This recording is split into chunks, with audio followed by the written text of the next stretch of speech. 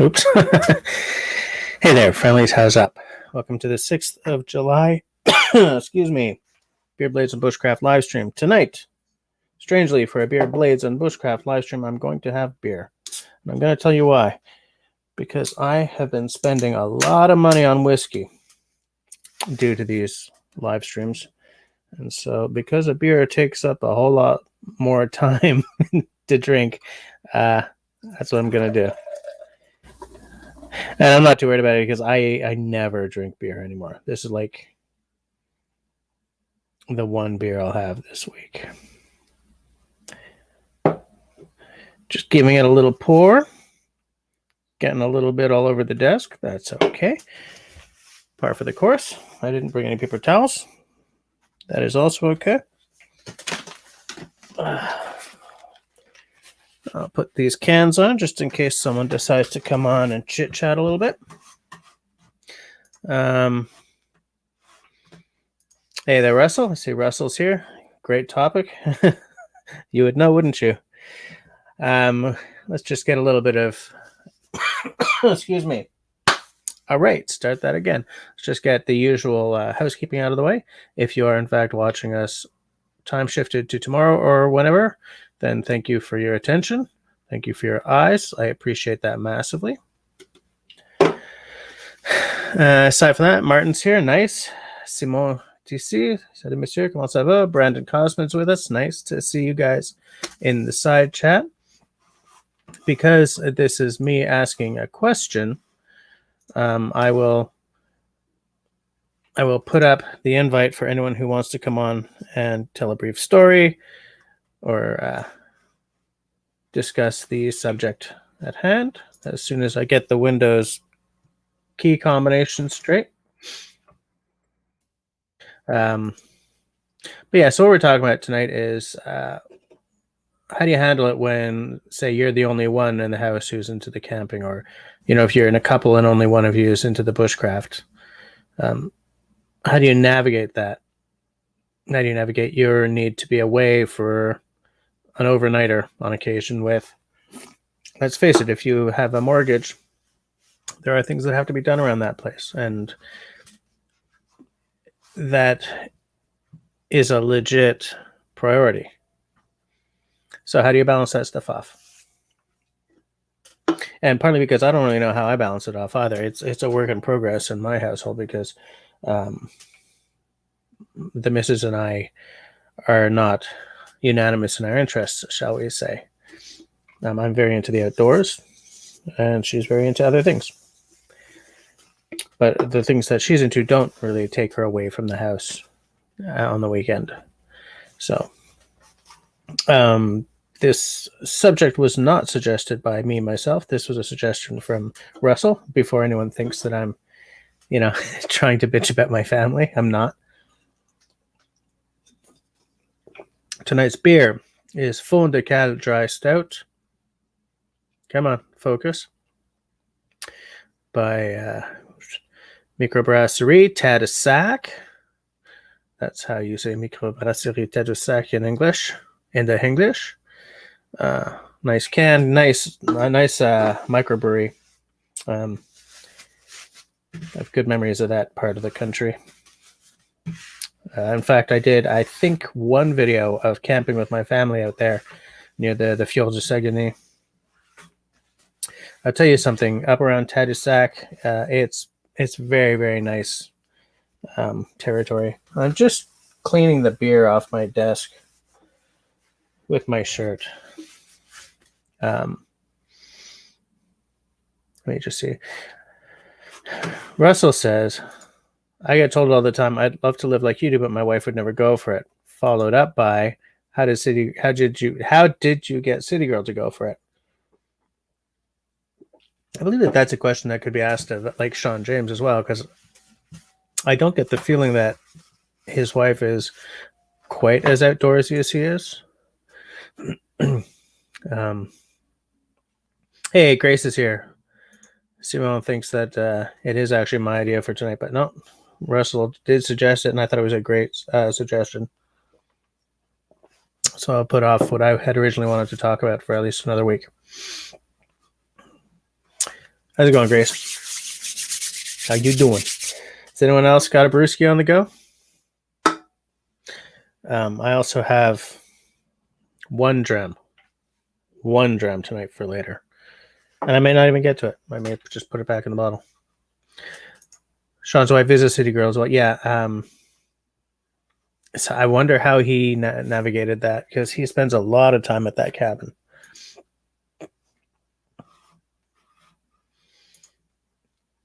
Hey there, how's it going, mister?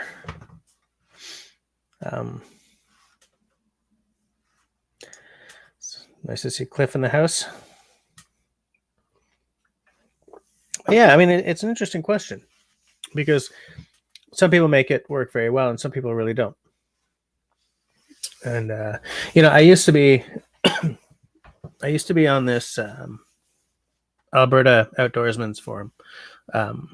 I joined it by accident. Well, I didn't join it by accident, but I hadn't realized it was an Alberta only Outdoorsman forum, because the URL was just Outdoorsman forum.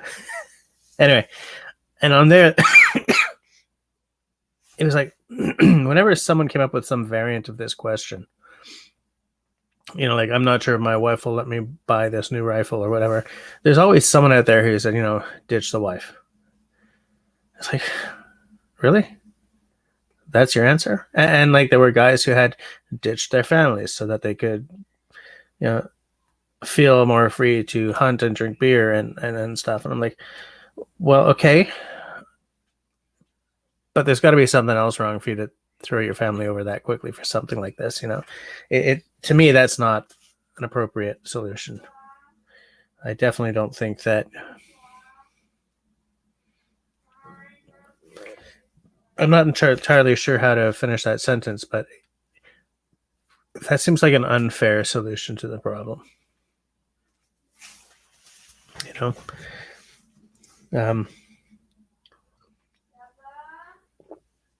But so like, obviously Russell's had to deal with it. Obviously Sean James has had to deal with it. I don't know about the rest of you. Like, do most of you have unanimity when it comes to the outdoor stuff, or do most of you sort of have to work through maybe a very, or maybe not very, labyrinthine home situation? Just going to drop the invite there again, just in case anyone wants to come on. I mean, I know it's pretty early. People don't usually come on until at least 9:30 or,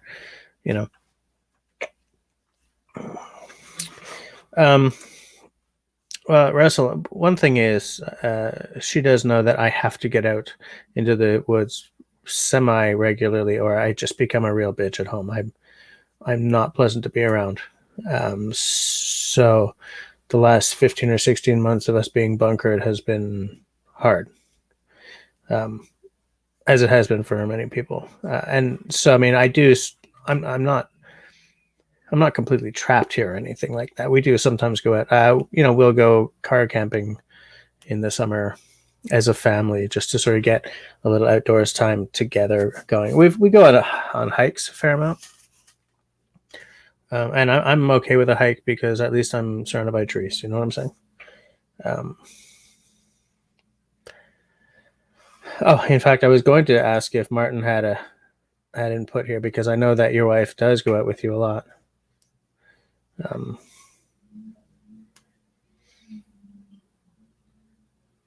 Wait. Russell says, I remember this one time I really wanted City Girl to do something with me. It might have been, yes, it was to play a video game with me. So I bought her Prince tickets. That must have been an expensive. You know what? You just reminded me. I spent my whole life thinking that I had missed my chance to see the Police. I was just born too late. And the Police was a band that really moved me growing up, and it still really does. So when they did that reunion tour, I bought us 2 tickets, 8th row, on the floor. So that was like it was way over $500, and maybe not way over, but it was over $500. And my missus was like, "Sure, I'll go see the Police," but she hadn't grown up. I mean, she was there's 10 years between us, right? Like I'm Gen X. And so I sort of said over supper, oh, by the way, I bought the tickets. She said, okay, how much do I owe you? And I said $100. And there's something in the way I said $100. She's like, sorry, wrong question. How much did they cost? So I said, together or singularly? Anyway, she was highly irate with me for spending that much. But it was done. And this was a band I never thought I'd ever get to see. The show was fantabulous. You could really tell that band they don't all like each other that much. You could just sort of see little glimpses of it here and there, but they play so well together. And so later when we were leaving, we're coming out of this show, and it was fantabulous. I said, so am I still in trouble? I said, yes, but it was worth it. Man, that show was a good memory. Dennis is here. How's it going, mister? Did I miss anyone else? No, we're good. Yeah, and Russell says that he was never a Prince fan, but the guy put on a fantastic show and he became a fan. My fiddler has seen Prince a few times, and one of the shows, I don't remember where it was. But something he always does is like books a small stage somewhere under a different name. And just by some stroke of luck, my fiddler and his wife went into the bar that Prince had booked under a different name that night. So they walked in and there was his band, and Prince came out on stage, and it was like this tiny little bar. And they played just like a full-on funk set from like 12:31 a.m. till about 4 a.m. The guy just never sleeps.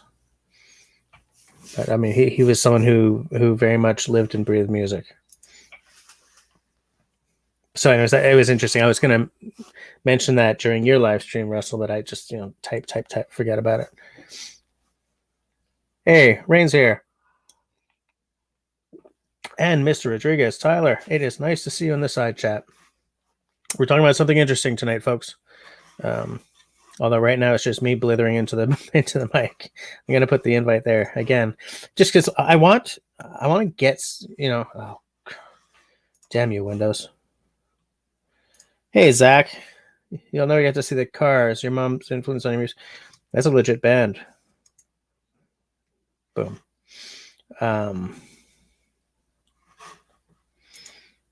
Great story. I wish more big bands did that. Not big bands, but bigger bands. Yeah, it's also a generational thing. I kind of get the feeling that Bruno Mars would do something like that, because that he is very into music, because his whole act is an homage to like Prince and Michael Jackson and like some old school artists. But like, I don't think you'd ever see someone like, I don't even know. I'm totally blanking on names now, but like a little pop star. You'd never see Ariana Grande doing something like that. I don't think. Then at 7 o'clock came in and I was like, hey, oh, I get it. But yeah, so I mean, I think to a certain extent, guys like, I don't know, Tyler, do you have an issue trying to get time for your outdoorsy or bushcrafty pursuits? I kind of get the feeling that your partner is very on the same page as you for a lot of that stuff. Maybe not everything, but a lot of it, because she's also a very kind of makerly and stuff. And you guys seem from the outside to be very well suited to each other. I don't know, like,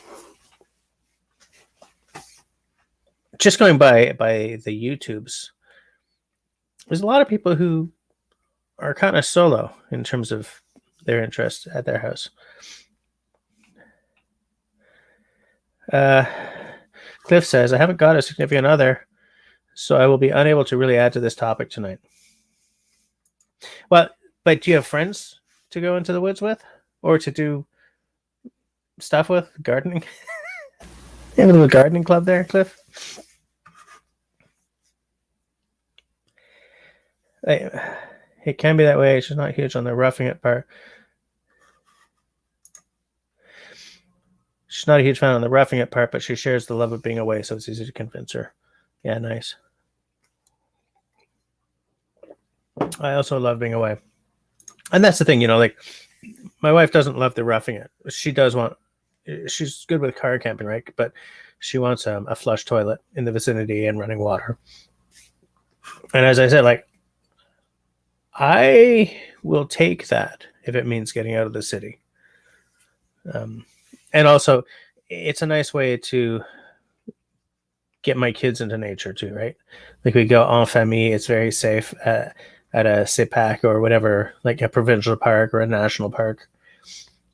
The campsites and everything. I think I would have a much harder time bringing the kids to like wild camping right now.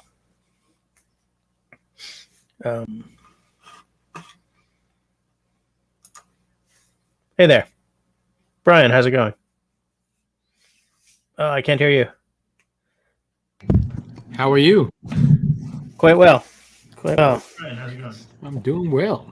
Oh, I can't hear you. You still can't hear me. Oh, no, I can. That's an echo. It's because, do you have headphones? Test one, test one. If you have headphones, put them in and you won't echo anymore. Oh, no, I can. That's an echo. It's because, do you have headphones? Test one, test one. It's okay. We'll wait.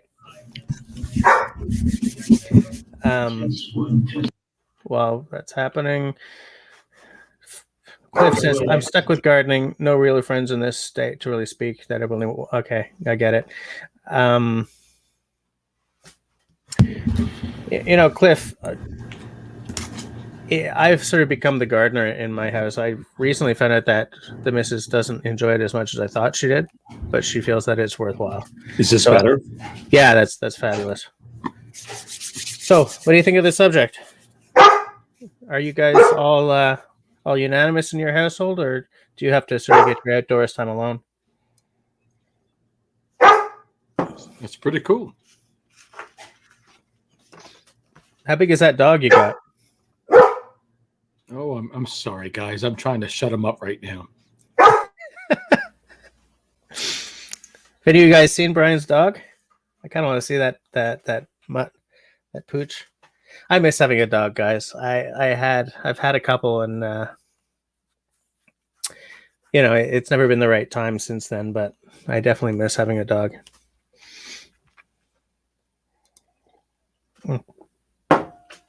Oh, Tyler, what kind of pack did you guys get for her? Is it like a hiking pack or more of a bushcraft pack? Brian, it seems Grace knows you quite well, and so does Cliff. Yeah, hello, Grace, and hello, Cliff. Can you hear me? Cliff, can you hear me? Yeah, we hear you great. All right. Sorry about that. I just saw you coming online. I was about to go to bed, actually.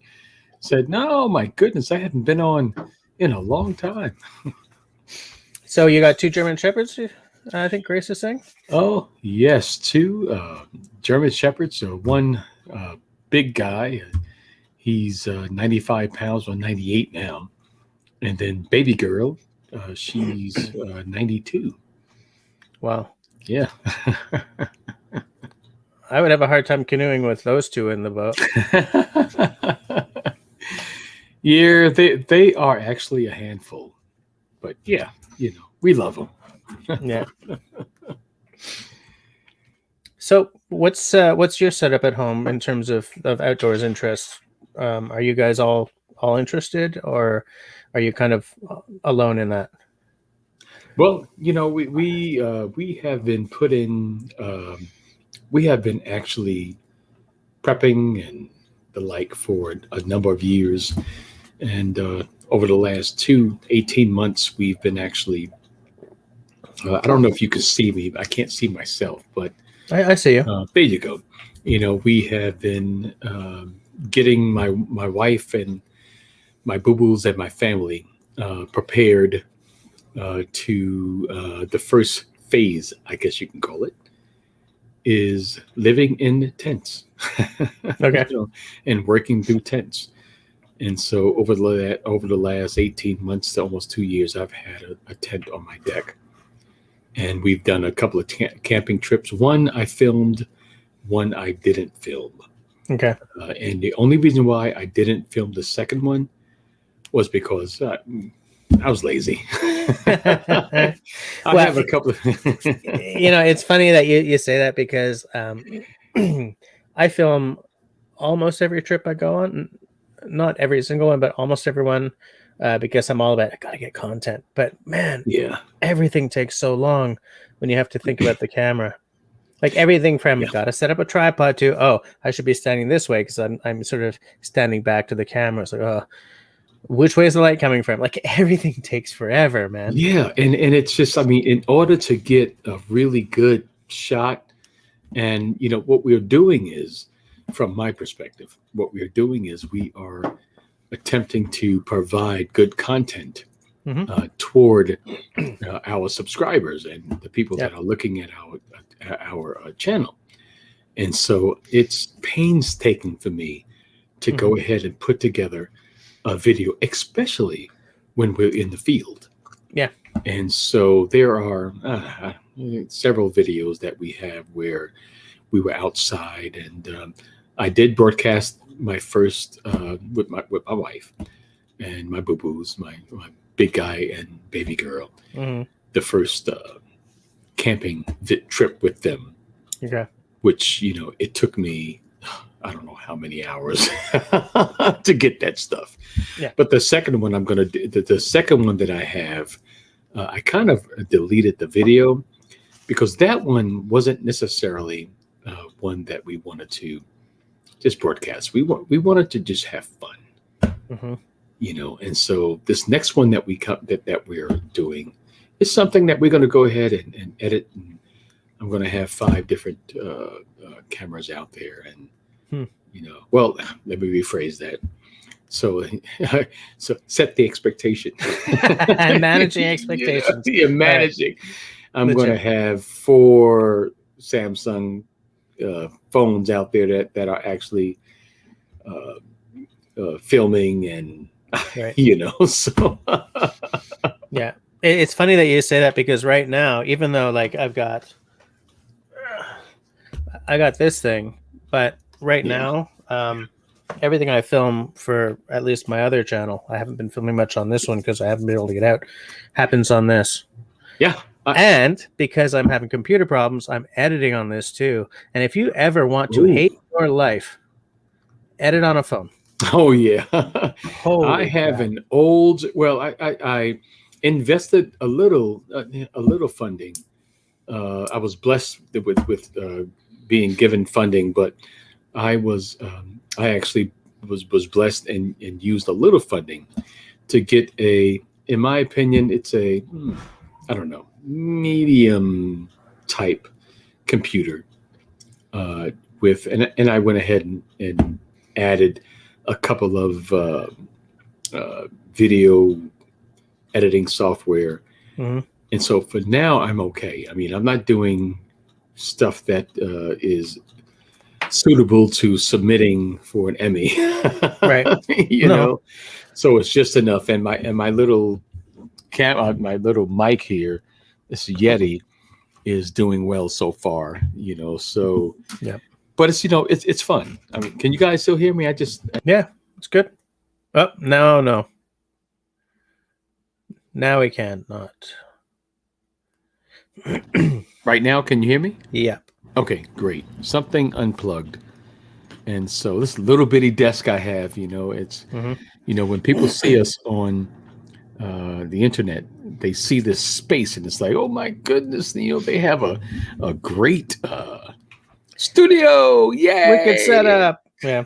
They're CNN on the back burner ready to punch in, Yeah. So Radiance, I really appreciate you bringing me on, Ben, and thankful that it actually provided your channel a notification that you were coming on. This is the first notification I had that you were coming on in months. Because the system doesn't bloody work, man. It doesn't. The system does not work. It's mind-boggling that a company this big can duff that up. Yeah, and it's amazing because, well, yeah, I tell some of my subscribers that it's not a public government-run system. It's some guys and gals putting rules in place, and they're doing it that way. So we are relegated until we find something different. If we find something different, we are relegated to their rules and regulations, their algorithms, and it's a shame. It really is a shame, but that's what we got right now. It looked like, was it Vimeo? It looked like that was going to be the one for a while, but you just can't beat YouTube at its own game. It's too big to fail, right? Yeah, and Vimeo, and there was another one out there. I forget the name of it, but they do not have it's called in my opinion, it's called the business intelligence and infrastructure that YouTube has. Yep. And YouTube is huge. Yep. I mean, to have 6 billion connections, I mean, that's, excuse me. That is just, yeah. And if only they would allow this to just be open source, free, and allow us to do what, some of the content creators have put on their hearts to do. But just a sec, Russell is asking if you're talking about something called Rumble. Was that the other one? I've heard Rumble. I've heard of Rumble. I thought specifically about going to Rumble. Okay. And I decided not to. Not that I'm, bad-mouthing other services. Mm-hmm. But what we at Be Ready Today, we do something a little special. We do, faith-based content. And we are working specifically toward helping people at the point of their need with their faith. And it doesn't necessarily have to be a believing or Christian faith. We're doing that, to help people. But a lot of the platforms that I've found they're not necessarily frowning upon these type of channels. Right. But they're not, it's almost like this, you have a little child who's in a certain family, and everyone knows that family, and everyone knows the look and the feel of the child. And everyone would go ahead and say, hey, oh my goodness, let's help this child. Yeah. But on the other hand, it's like, this other child that isn't necessarily, that everyone is adversive about that child, and that they don't necessarily understand, number one. And number two, feel that child should be a part of mainstream. They would make it hard, basically more difficult for that child to work. And so that's what's happening right now, in my opinion. There are a lot of people that have told me, because I have close to 3,000 subscribers. A lot of people have told me, I'm not seeing your channel being advertised. I'm not getting advertised. I'm not, seeing your live streams come up, and yeah. But Radiance, I didn't want to take over what's going on, but just apropos of what we're talking about, I just got the notification that I'm online tonight. Wow! Right now, and Zach says that he only gets the notifications once the stream ends. So, wow. And see, that is an algorithm setting. I'm looking at mine right now, and I didn't put live, but earlier I did. But yeah, it's an acronym setting that someone has actually, or some entity has actually, in my opinion, set up. Yeah. So that Done some poorly. channels, and I don't know, it might be a situation where if someone mentions prepper or bushcraft, or if we've had people on our channels that are actually a part of some algorithm, they'll put that algorithm within our settings. Hmm. And over the last 2 months, I did a what do you call it, a live with my I guess you can call it my issues related to what I've heard about my channel and others. And there were people that were basically saying some bad things. Mm. And ever since then, just I lost 125 subscribers. Well, what I do, because I've had my run-ins with YouTube up and before, so what I do is, whether I'm interested or not, I never on this channel. I don't talk politics. I don't talk guns. I don't talk religion. Because in my private life, I'm very, very political. I'm very sort of. There are things that I'm very into that I would not talk about on this channel because, first of all, because it's not as interesting to other people to hear you blither on about your politics or your gun stance or whatever as you think it is ever. Yeah. And I'm trying to get my damn numbers up, man. I'm trying to get my monetization to actually count, and getting sort of. Getting the ban hammer dropped on me by YouTube is not going to help that. So, so I'm just sort of like, I never mention the large worldwide health event that is happening right now. I mean, I've messed that one up a couple of times because it's the context in which a lot of my channel does or does not work right now. But I don't talk about many things. Just I'm trying to keep it safe, and because I want this channel to be fun, man. I don't want to get dark and like all, political and No, there are channels for that. I want to talk about the camping. I want to talk about the tents, the canoes, the fire starting. Every now and again, I'll go just a little bit into prepping, but I've noticed that YouTube really likes to drop the ban hammer on a lot of the prepping specific stuff. Yeah, so.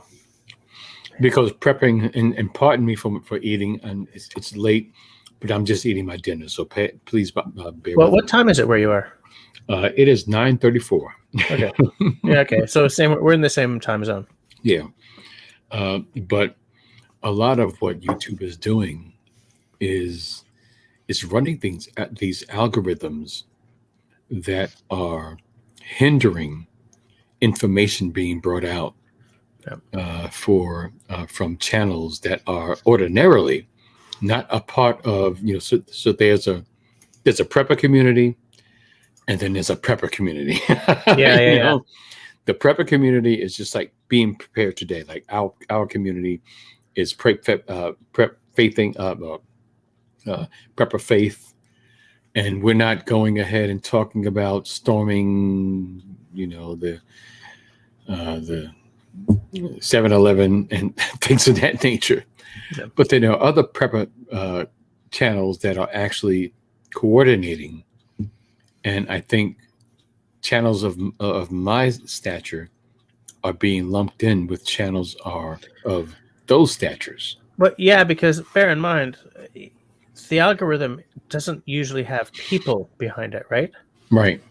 And so, Tyler, how's it going? It's been a minute. It sure has. I got all kinds of questions for you, considering what you've been saying in the side chat. But I just want to finish with the point I'm making with Brian here. So the thing is, the algorithm can never make the nuanced decision that a human being can make. That could be good and it could be bad, right? because when a human being is making the decisions, all their own political, personal upbringing and baggage and stuff comes into play. But you can reason with a human. If the algorithm just decides nope, then forget about it. Yeah. So Tyler, so you and your missus, you get out together a lot. I see that you just bought her a new hiking bag, internal frame. Is that because she's getting more and more into it, or is it because she had a bag that was wrecked? She's getting more and more into it. So if your partner is not into the outdoors already, that doesn't necessarily mean that they are against the outdoors. So I mean, I figure if I kit her in such a way that she's excited to use it, it probably makes it a lot easier. So I started a couple of years ago. I got her a pair of very nice North Face boots that I knew would fit her and give her support and make the hike easier. Mm-hmm. Good shoes are really important, man. Oh my God, the difference they make. What are you doing, little miss? Do you want stuff? Come here. I thought for a second she was taking a pee on your bed. No, she digs around in the blankets until she can get covered up.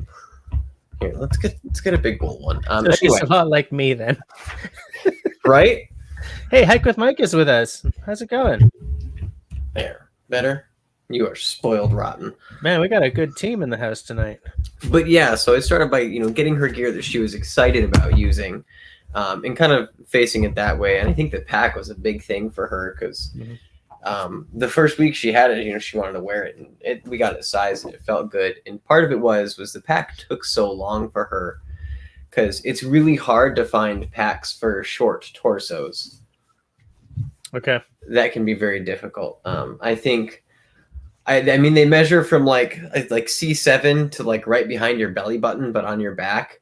Mm-hmm. And I think she was less than 18 inches for that measurement. She was, just tiny.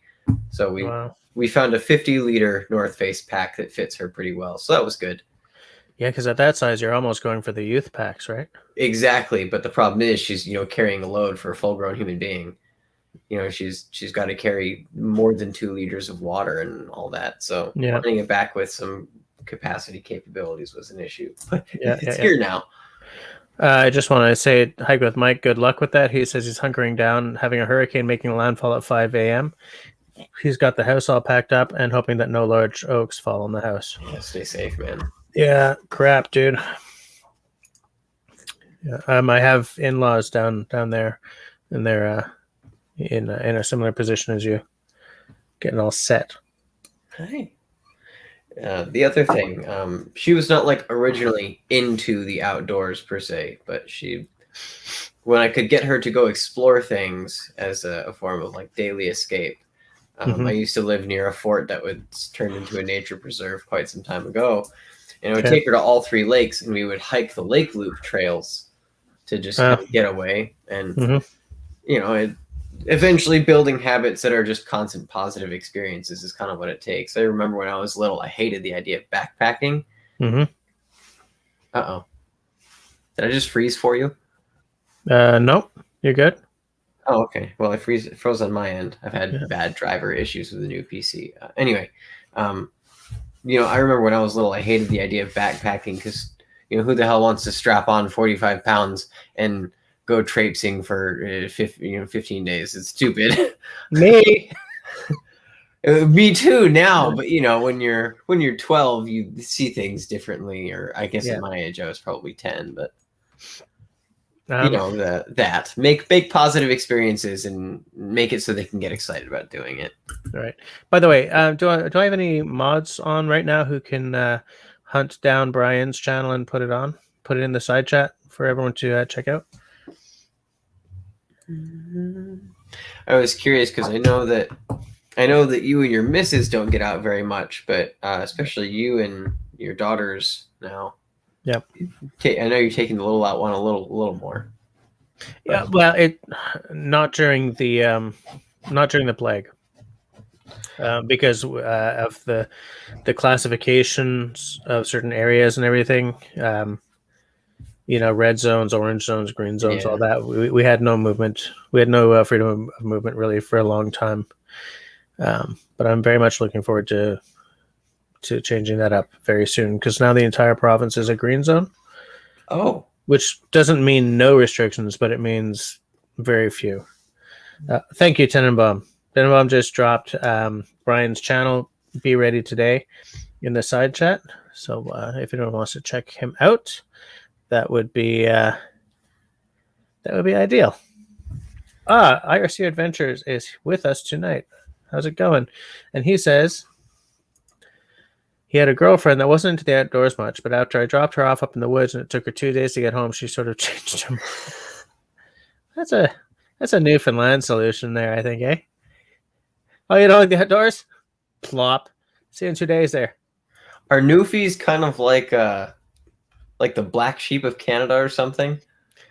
Man, there are at least 4 provinces that can call that. Like Quebec is the black sheep of Canada, especially if you're asking people in Alberta. Alberta is the black sheep of Canada, especially if you're asking people from Ontario or Quebec. Newfoundland is they're not the black sheep because nobody dislikes Newfoundland, unless I don't think anyone really dislikes Newfoundland. Maybe Labradorians, because they're like, we're not from Newfoundland, we're from Labrador. But it's hard to dislike Newfoundland. Like, it's easy to dislike Quebec. It really is. If you're from out west, it's easy to dislike us and Ontario. If you live anywhere in Canada, it's easy to dislike Alberta. But like, to be a black sheep, you have to be like less than popular, and Newfoundland is very popular. So, No, that's fair. We in Michigan we make fun of Ohio and Indiana like you would not believe. Right. We hate those 2 places deeply. I live just across the border from Indiana, and I hate Hoosiers now more than I ever did in my life. Really? Oh yeah, Hoosiers drive like they own the road for some reason. Okay. We live right next to Notre Dame, so it's like college town kids coming to get the legal weed in Michigan and go back to Indiana. So they just Right. Okay. They drive like turds. Hold on a second. First of all, Tenenbaum says that Newfoundland only formally joined Canada in 1949, so the rest of Canada felt entitled to make fun of them for a long time. It's true. When I was a young one, people used to tell Newfie jokes and stuff. And like these days, you wouldn't even hear that term anywhere, I don't think, unless you're among very drunk boys. Zach says he only started enjoying the outdoors in his teens. His dad tried so early on. That's okay, Brian. I don't know what happened to you, but he's back. Okay. Brian's back. Grace, I don't hate you. I hate what people from specifically Notre Dame do in representation of your state. Right. I see LT Survival's with us tonight. How's it going, LT? But yeah, so like you've sort of got it squared away with your partner. I don't want to use her name online or anything, by the way. So which is why, Tyler, I know her name. I know exactly who you live with, but but yeah, you've sort of got it dialed in, I think, because I'm the same way, man. If you give me a new outdoor item, I want to leave now. Like, let me go play with it, right? Exactly. And I love having stuff that gives me the fizz. Even I don't need stuff that gives me the fizz. A fairly basic axe or saw will do the job. But get me a nice axe, and I may not show up for work that day. I may just sort of hit the woods, Yeah, I know how that is. One of the next things I intend to breach with her is like bush cooking. We have a couple of Dutch ovens, but I want to get the replacement lid from Lodge that has the lip for holding coals on top. Yeah, I think she'd have a great time, especially doing like in-ground roasts or something. Like we go out and canoe for a day and come back, and there's an in-ground roast just ready for us.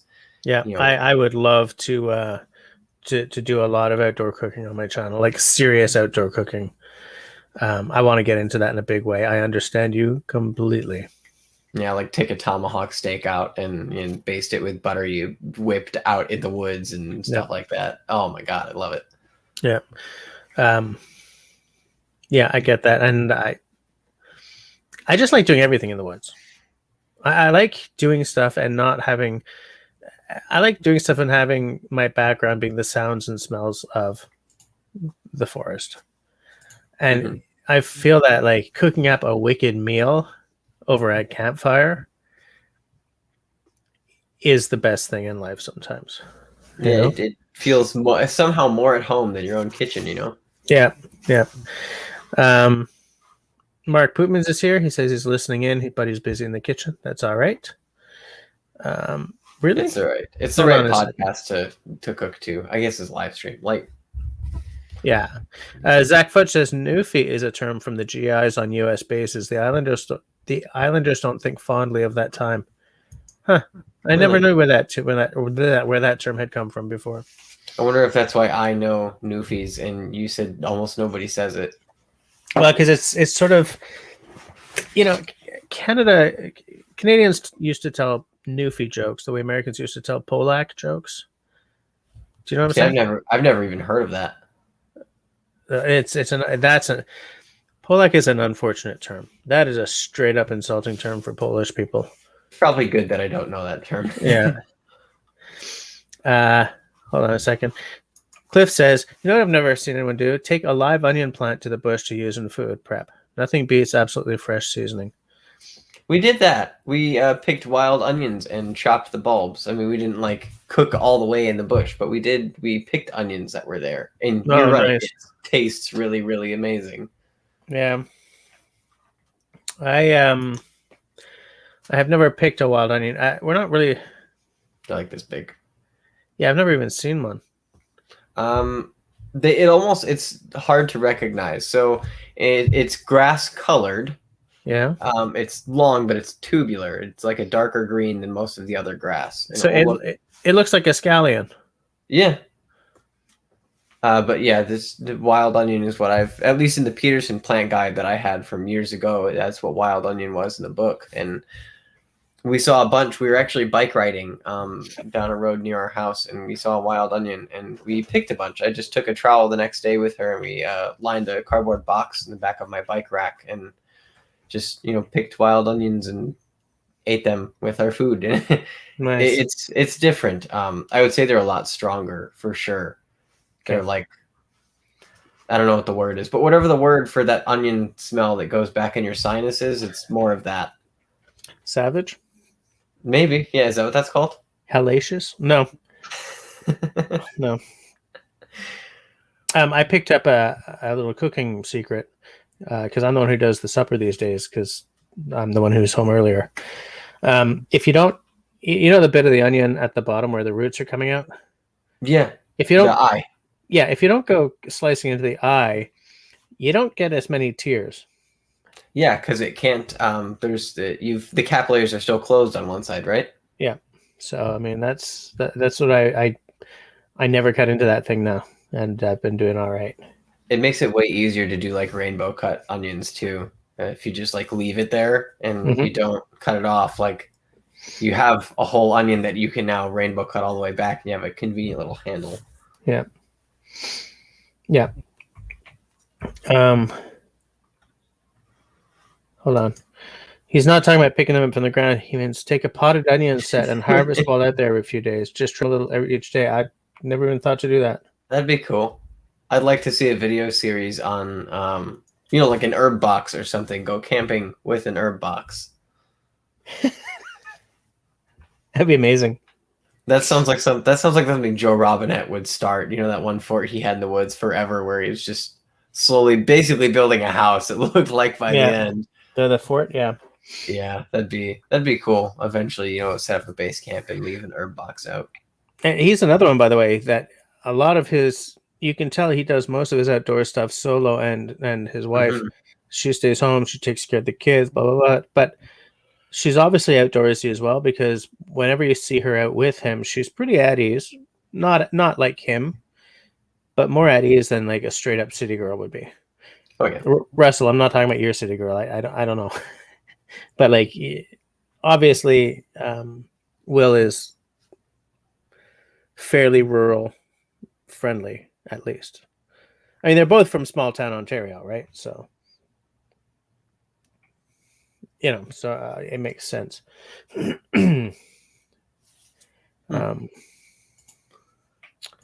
Hold on. Simone says that wild onion foraging is strictly regulated in Quebec. I didn't speak about that because I know that wild garlic hunting in Quebec is extremely strictly regulated, but I wasn't sure about onions.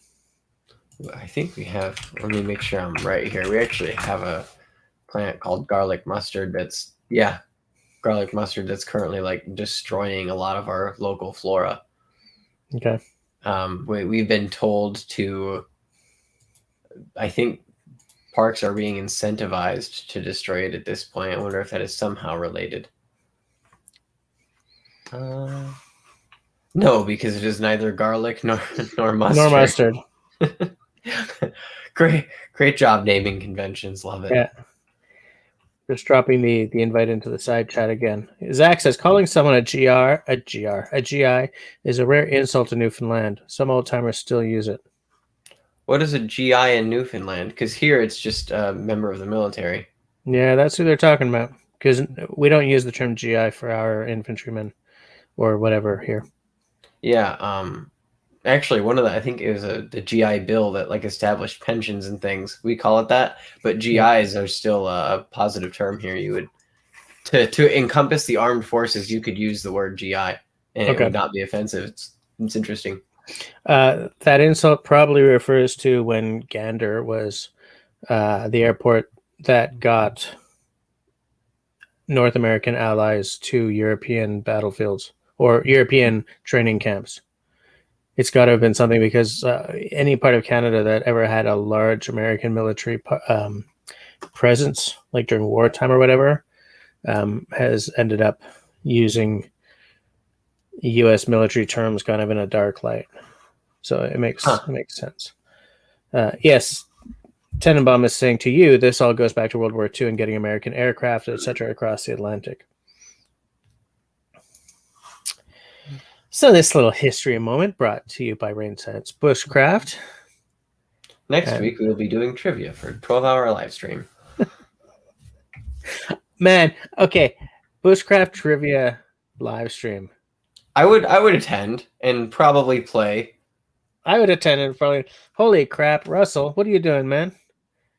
What are you doing? You're the first person in months to give me a super chat. You should have to do a shot every time you go off topic. Sorry. Okay. You would kill the entire chat if you played that game. Oh yeah, but hey, where did Brian go? Where did Brian go? Hope to see him back. Yeah. Okay. So yes, but Russell's right. We do need to get back on topic here. For the last hour of the show.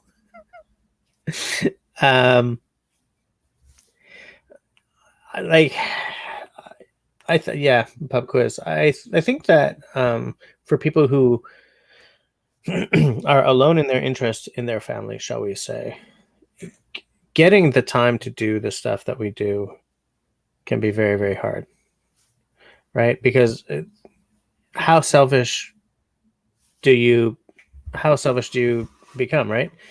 I'm going away every weekend.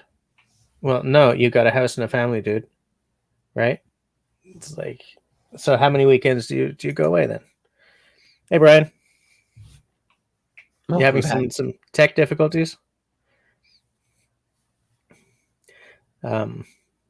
It's a question that I wonder a lot because like I'm not sure how much time I should carve out for myself to hit the woods. I mean, I have to do it sometimes, otherwise I'll go bat shift crazy.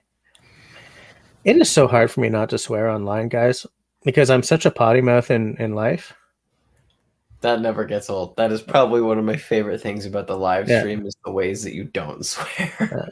Brian, I can't hear you. I can't hear him. Can you? No, I've got no audio from Brian. I don't hear anything. 12 weeks. Period. 12 weeks? 12 weeks. Interesting. You still don't hear me? No, I hear you now. Got you now. Yeah, you're. Yes. It seems like the mute button on your Yeti was pressed. Yes. Yeah. Yes. Period. 12 weeks. Huh. I mean, what's the rationale? Where do you come up with a number of 12 weeks? The first 3 weeks will give you an opportunity to just the first, the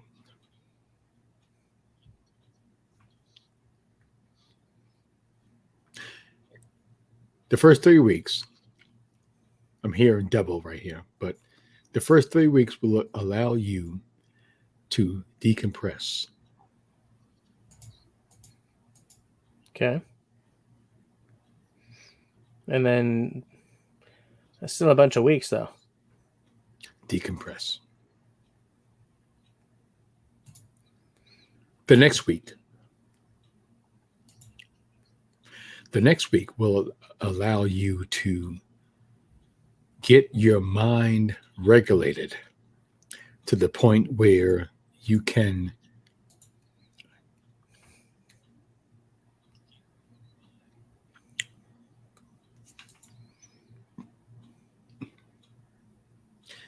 let me see if I can do this. It might be the YouTube window. Relax. Forget about the days of the week. Yeah, it might be.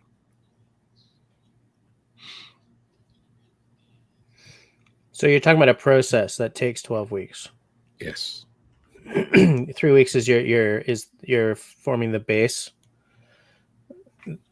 Right? That's where you're decompressing, you're letting go of everything that's been your city mind, I like to call it. Absolutely. And then the following week, you start to reseat your headspace. Right. Yeah, I that's legit. I mean, that's one big trip, though. If I decided to just leave for 12 weeks, I would probably not come back to a family. I love the idea of disappearing for 12 weeks. But it's funny because what you're saying does dovetail with what both our friend Kevin Callan and Pine Martin have said to me. I remember that. Is you need 1 week and you're just beginning to get your forest I want to say your sea legs, but forest and canoe, your wilderness legs, and it takes longer than that to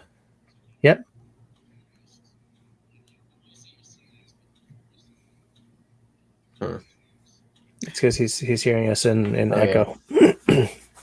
The first 4 weeks of a rest provides your mind to allow to. Can you hear me? Yep. Mm-hmm.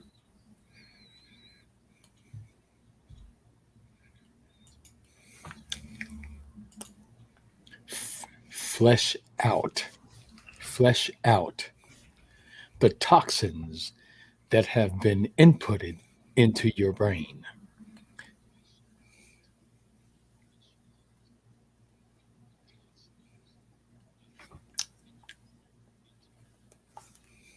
Such as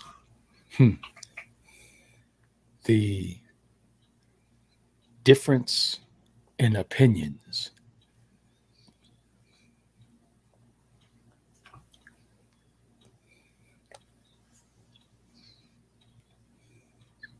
which allow your intellect to conflict about your heart, your feelings,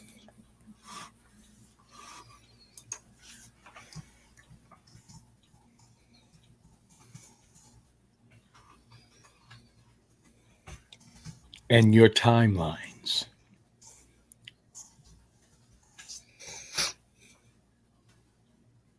Is it going to save my timelines? Yeah, it is.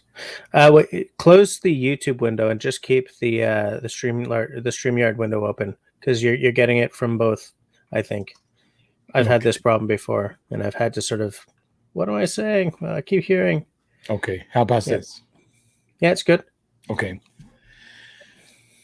Once a person understands their timelines, they are able to, and I'm not a professional on this, but I have experienced this.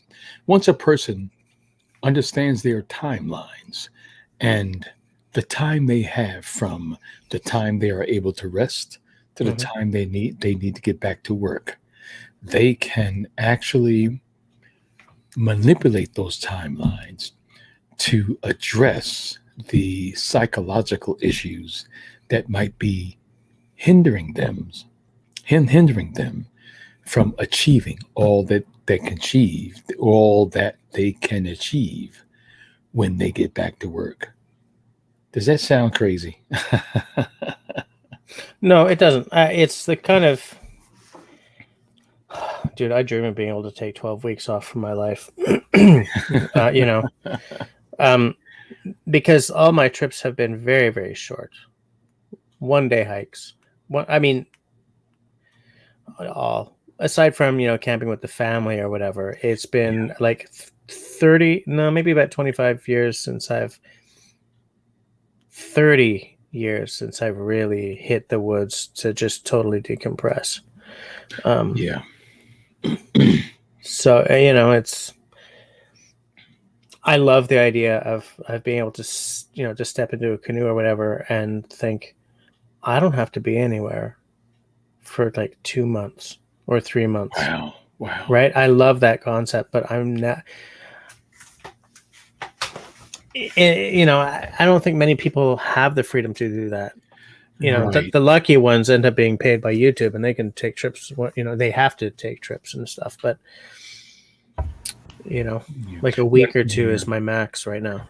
When I was in the military, I was stationed in Panama. There was a situation. There were several situations where I had up to 30 days of vacation, and an old master sergeant, because we were pretty busy in Panama right before Just Cause and when we fought Manuel Noriega, and we were very busy. And this old master sergeant told me, he said, "Listen, you have leave." I'm like, "Okay, well, no problem. I'll take it later on." He said, "No, you have 21 days. Jump on a military airlift command plane, go somewhere, and just relax. Just because you'll come back refreshed. You will come back with a clear mind." And that taught me he's right. Yeah, that makes sense. I got us. Good night, Zach. Thanks for joining us. Everyone say bye to Zach. Bye, Zach. Good day, Zach. Yeah. Russell says he'll be on soon. He's just fixing his hair.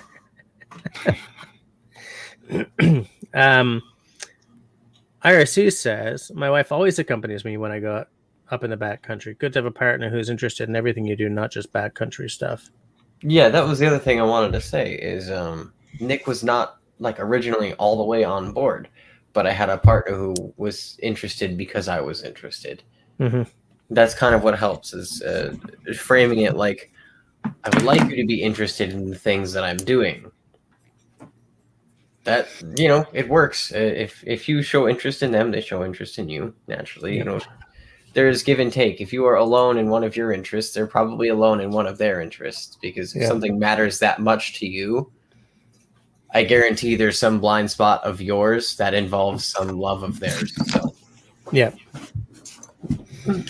absolutely. Give in order to get, I think, is just what I mean there. Yeah, that makes sense to me.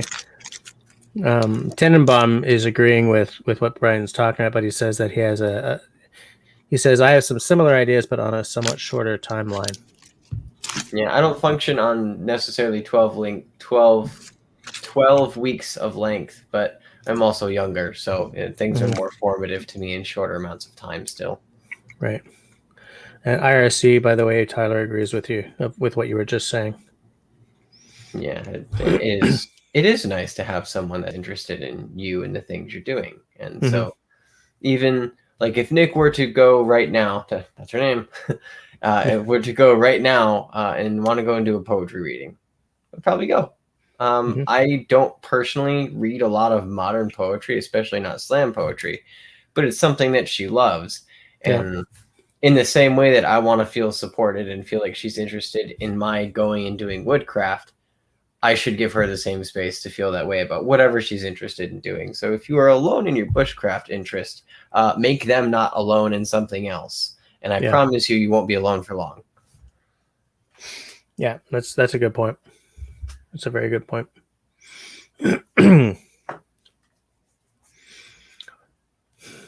Yeah.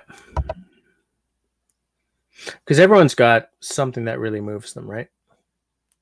And that's the thing that they want to share the most. Yeah. You know, if you can be, you know, if you guys can all get home from work and talk about something other than what is it that we need this week? Bread, milk, eggs, you know, like if you can talk about something that's not just the mundane minutiae of running a house. You know, if you guys can talk about ideas and interests, then I think that's definitely a healthier way to be. That's for sure. And you don't have to start that way either. I know that's probably kind of stupid sounding. I'm not saying you should, you know, don't go and build a relationship on absolutely nothing between you two. Be compatible, but what's the phrase? Being precious about the things that are important to you.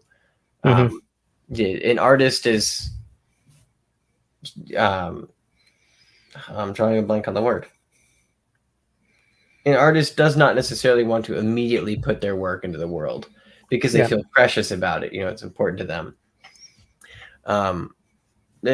Give someone, if you want someone to be interested in what you're doing, especially your partner or your family, give them space to not have to feel precious about their interests in front of you.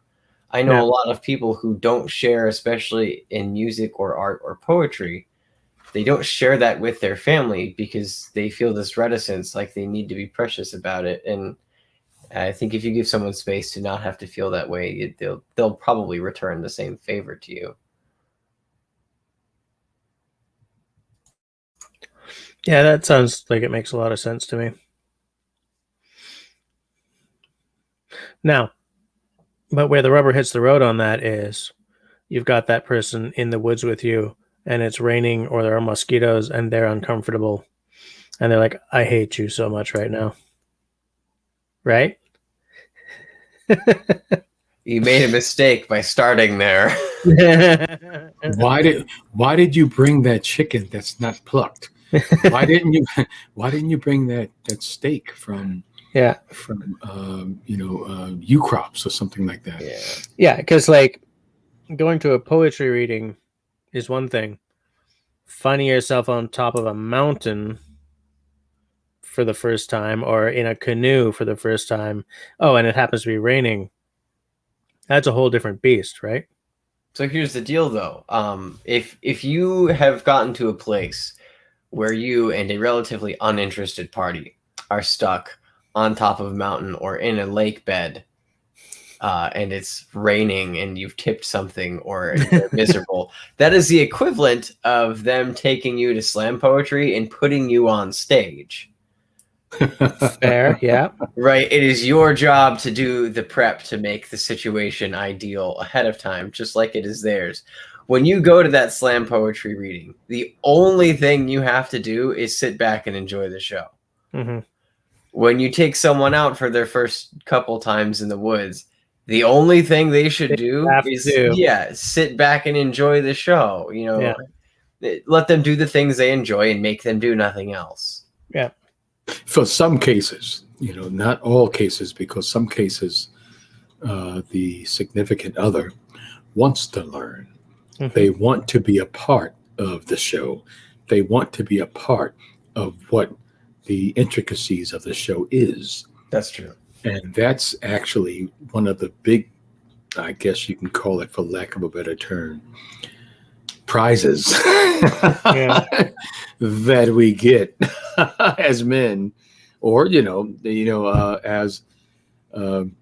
partners. as partners. Yeah. Yeah. Maybe the first trip out you take a really sort of low key approach, and then the next trip out you start not molding them, but start inviting them into stuff like wood collection or camp cooking or whatever, and just slowly build up their skill set almost without them noticing it. Yeah. If they are in fact interested in learning the stuff. That's just it. It's funny that Brian mentioned that. So I gave Nick an axe. And the axe that I gave Nick was a 2.5-pound head on a 29-inch handle that I had carved from yellow ash. She loved it. And she was like terrified of it at first, as probably any reasonable person would be after about 2 minutes on Google. Mm-hmm. But I took her to my dad's, and there are a bunch of old trees, and it's like, all right, I'm going to show you how to split down a tree using only a couple of axes. And wouldn't you know, we had been pounding wedges and things. Wedges, yep. And we did axe work for a day. And she was all of a sudden interested because she had this tool and this new skill, and she was excited to go and do the things she'd learned. Yeah. Well, a lot of that comes with the positive reinforcement that comes with learning something and seeing success in it. Yeah. And I think that's critical, seeing success. Yeah. Yeah, because nothing will dampen your enthusiasm like a miserable day. I'm just not getting it. No, you'll get it. I'm just not getting it. Yeah, you'll get it. It's like, Yeah, I would consider the rainy canoe living in a mosquito factory probably not a first experience with success. Yeah. And like I said, that would be the equivalent of sending you unprepared on stage. That does not bring you success. You now have less interest in going to the slam reading because you're afraid of being yanked. Yeah, you had the worst possible time. Mm-hmm. Yeah, absolutely. For the record, Dennis is agreeing with you, Tyler. He thinks it's a great way to introduce them. Yeah.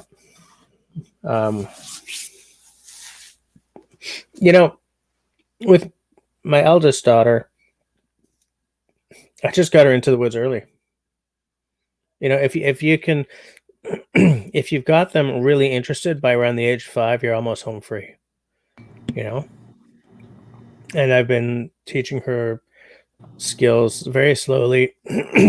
Not like today you learn to use an axe, but just like little, can you saw this for me? Yeah, here, I'll show you how to do it. Right? Just like making it part of the day rather than today is a lesson. And I've found some success with that. One day she really cut herself with a saw, which her mother still reminds me about on occasion. But generally speaking, it's, like she sees me doing something, she's interested. So I say, okay, come here. I'll show you a few things. Like a little 5-minute quasi lesson, so that next time she picks the tool up, she doesn't injure herself. Because it's organic that way too. Mm-hmm. You've made the learning organic by just making it not mundane, but regular, to make it feel like it's regular. Yeah. How did you start the organic lessons from where she's been versus where she is now? I don't even remember how it started because it was organic for me as well. I knew that when I started taking her on little hikes and stuff, that I didn't want to scare her off of anything.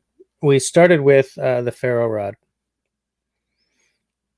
She's at the point now where she can start a fire by herself if she's been practicing. If it's been a long time since she's done one, we're right back to her being frustrated and it's not working, Daddy. So what I do with her is we usually will go back to like char cloth instead of trying to get a bird's nest lit, like char cloth is easy to get a spark to to go on to. And just, you want to try this? Sure. Okay, here's how we do it. And I don't do all axe. Well, she hasn't touched an axe yet. I've got her one, but she hasn't started that yet. But she's been doing like saw, a little bit of knife, but mostly, she's into getting the fire started. For the knife, I kind of feel I'm going to have to do something a little more,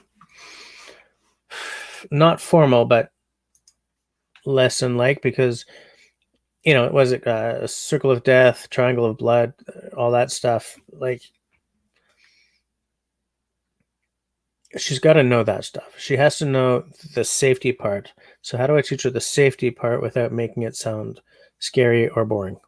I started her off already with feather sticking, because, right, lean it on a table, stand over the table, move from the shoulder. It's fairly safe. So, I just want to check something here. Cliff is asking, what size saw do you let your little one use? I have so far let her use my Silky, the Gomboy 140, and the Boreal 21, my 21-inch buck saw. I've got 3 21-inch buck saws, but so it's those two. The one she cut herself with is the Silky. Because it cuts on the pull rather than the push, maybe she was thrown by that a little bit, because I often have her help me when I'm in the workshop, with the sawing or whatever. And, like the way a European panel saw cuts, it's on the push. So it might have been a confusion issue with the Silky. So yeah, Brian, that's what it is. I'd like to get her the new Boreal, was it 18 or 16, the tinier buck saw, but I've got a lot of buck saws already. I don't feel the need to add another one to the house. I'll just give her one of mine.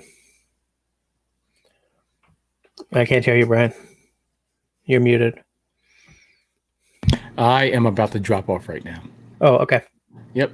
So I get ready for work tomorrow. Yeah, okay. All right, have a good night. Thanks for coming on. God bless. God bless, yes. Yeah. Take care. Everyone say bye to Brian. Good night, mister. Hey, Bubbles. Hello. How are you? All is well. All is well in the world. I just figured out how to change the settings on my new camera here. When did you get a new camera? I think I bought it during your last live stream.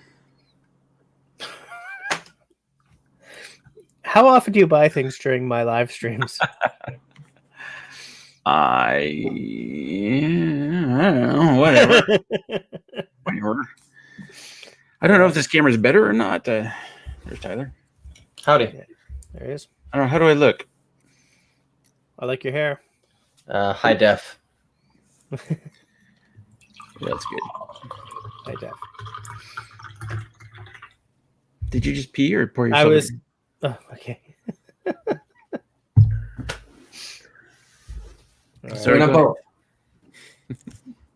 boat. Russell. Yeah. You and City Girl are not completely on the same page with the outdoorsy stuff, are you? No. Are you at all?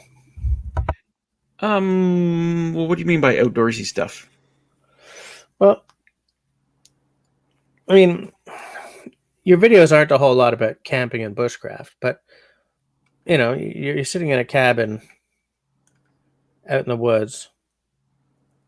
So presumably you're at least remotely interested in being in a cabin in the woods, right? I mean, people don't do the off-grid thing unless they want to. And no, in North America, where we have a certain standard of living, people don't go off grid unless they really want to. So, Sure. but like City Girl spends a lot of time, presumably in the city, because of work, I guess, right? Presumably, yeah. So like, do you guys have to do the dance, or is everything sort of, you know what I'm saying, right? Like, It feels like you're tiptoeing around something.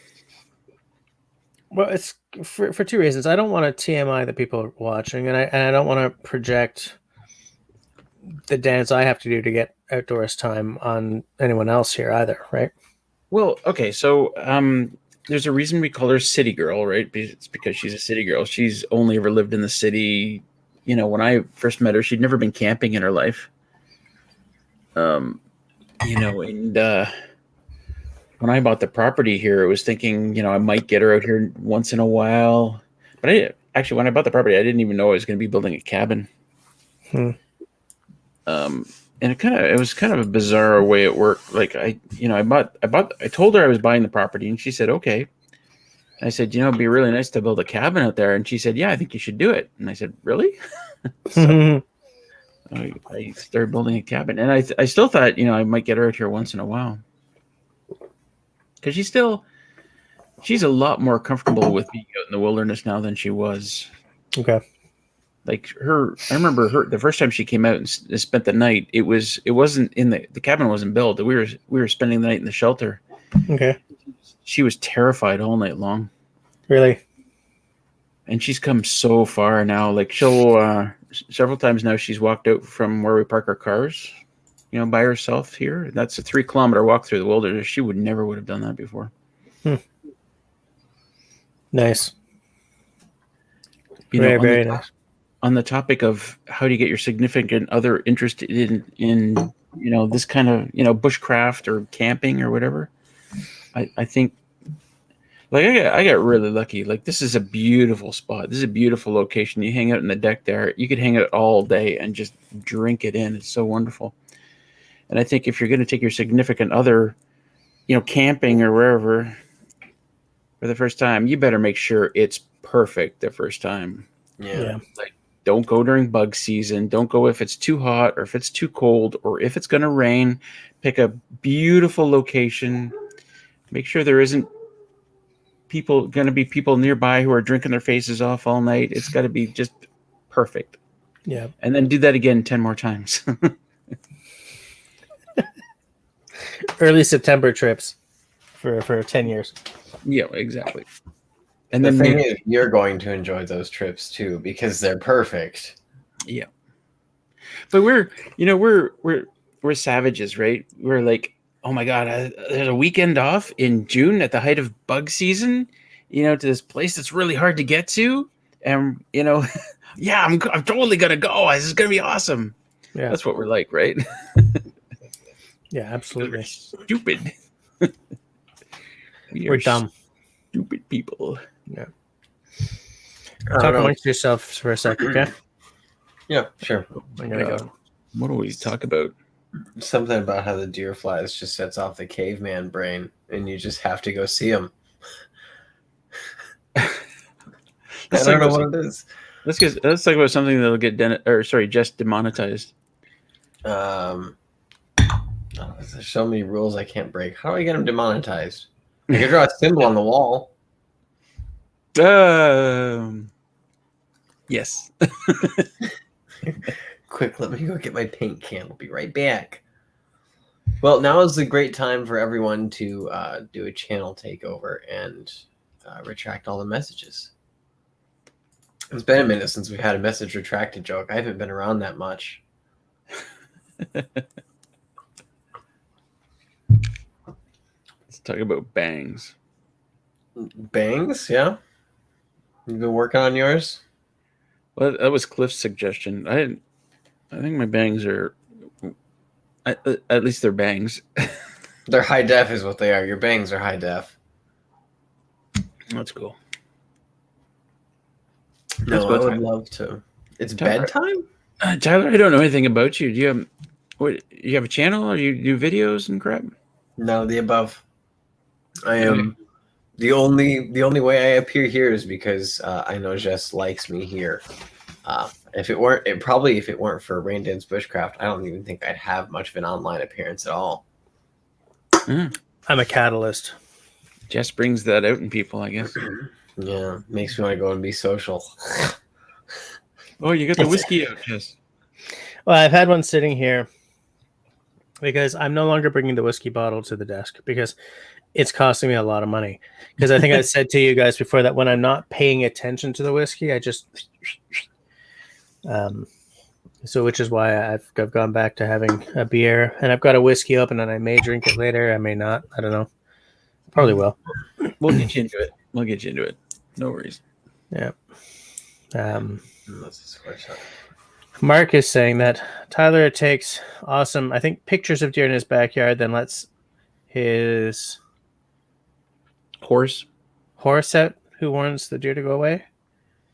Listen, we actually have a deer that hangs out in the backyard because our backyard is a cornfield backed up to like 20 acres of forest. They have no choice. It's like the law or something. There's crops and there are deer. The deer will eat the crops. Yeah. Yeah, there's lots of farmers that actually pay hunters to come and.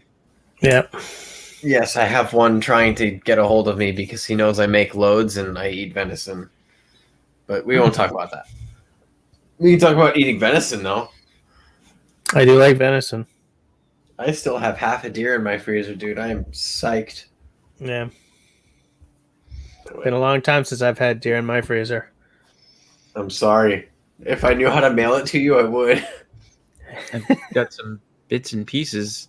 It's kind of gruesome when you think about it. Kind of.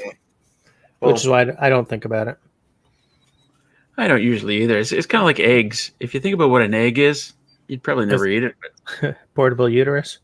don't think about it. Don't think about all it. I want to know, okay, we're here now, might as well. I want to know who the guy who saw a calf nursing on its mom and said, I want what that I want thing that. has. Yeah, I'll have what it's having. Like, what? Yeah. Who walked up and tried that for the first time? Because he was off his rocker and a genius. Yeah. Well, if you want to go there, I actually worked on a farm when I was young, and Oh, God. one thing you'll find with the heifers is they're Jess, I don't know if you want me to go down this road, but I might anyway. But the heifers are really friendly. Yeah, If you start petting them, they'll start sucking on your fingers. they're cuddly. And because they're used to sucking on teats, and they just that's what they want to do. That's where they get their milk from, right? So you can only have a heifer sucking on your thumb for so long before you start thinking about, So there's a lot of weird stuff going on, and This is not awkward at all, Russell. You know, I do it's want funny. Right before you got back, Russell says, "What can we talk about that'll get just demonetized?" Yeah. Just to get back on target, IRC says my first trip with the wife with roughing it was in a tent in a park. Then we did road trips on motorcycle and stayed in a tent. Now she loves it up country in the tent. Yeah, so that's a salut LT. Comment ça va, monsieur? your mic's turned off. Hey, so that's a good way to do it too. What you got there? Mm-hmm. Oops, wrong screen. Oh, the pure malt, but the Nika pure malt. I haven't had that one yet. Jeez, I think we all do this. Here, see the drink? I'm showing it right to you. It's shit. Yeah, I have to bring myself back in the other. There you Facing camera now. Well, I'm having an Ardbeg Wee Beastie, 5-year-old. Yes. It's almost pink colored on camera. Is it pink colored in real life? No. Oh. It's sort of a straw color, a dark straw color. Close to that one, I guess. I work at 7:30 tomorrow, so I emptied a Stockholm bottle of virgin drink mix. So how much was in that bottle? Enough. That you're going to be up like 3 times tonight? Actually, no, you're young. You're not going to be up 3 times tonight. I would be up a lot. I'll tell you what'll happen. I will eat. I will go once for probably about 2 minutes straight, and then just hit the pillow and be dead to the world. Right. Right. God, I miss being young. Me too. Me too. LT, does your wife go with you to the woods? It's been a difficult time. We don't have a wood parcel, so we use either camping or things like that. I've been trying to get to some woods, but it's been difficult with the cadets. I have my wood time alone with the cadets. Right. So she's not participating. So Right. When we have vacation, we go and usually go camping. She's a semi-country girl, so she's not that taken off by the woods, but she like her comfort. So Right. we glamping most of the time, even Yeah. though we're doing it in the tent. We're still glamping with Right. all the commodity and the screens, so that we don't get eaten alive by bugs. So I have a kitchen screen thing. Okay.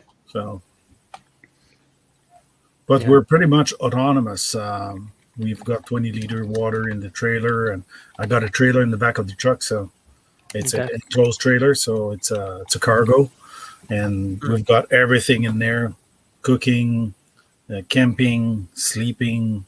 Everything is in that, and it's ready to pin and go. But we're limited by where we can go and when we can go, if we have vacation or not. Usually Right. we have 2 weeks, and that's it. So think about it. I was trying to put in diving, woods, camping at the Yeah. same time. So it's a little overwhelming. So Yeah. diving, I've been slowing down all the time. So I might just retire from diving. So Okay. still enjoy Ian. it when I'm in the water. I just want to say, Ian the Weblord says, "Evening all. I proposed to my wife on a camping trip. I was more excited to be camping than her. She'd rather be in a 33-foot trailer with 2 air conditioning units." But then again, Shawnee says, "I never had outdoors experience until I met my husband. First night I lasted 6 hours. Now I can do 3 days easy 10 years later." This is, every example that's come up like this has been, I was introduced to camping, such and such.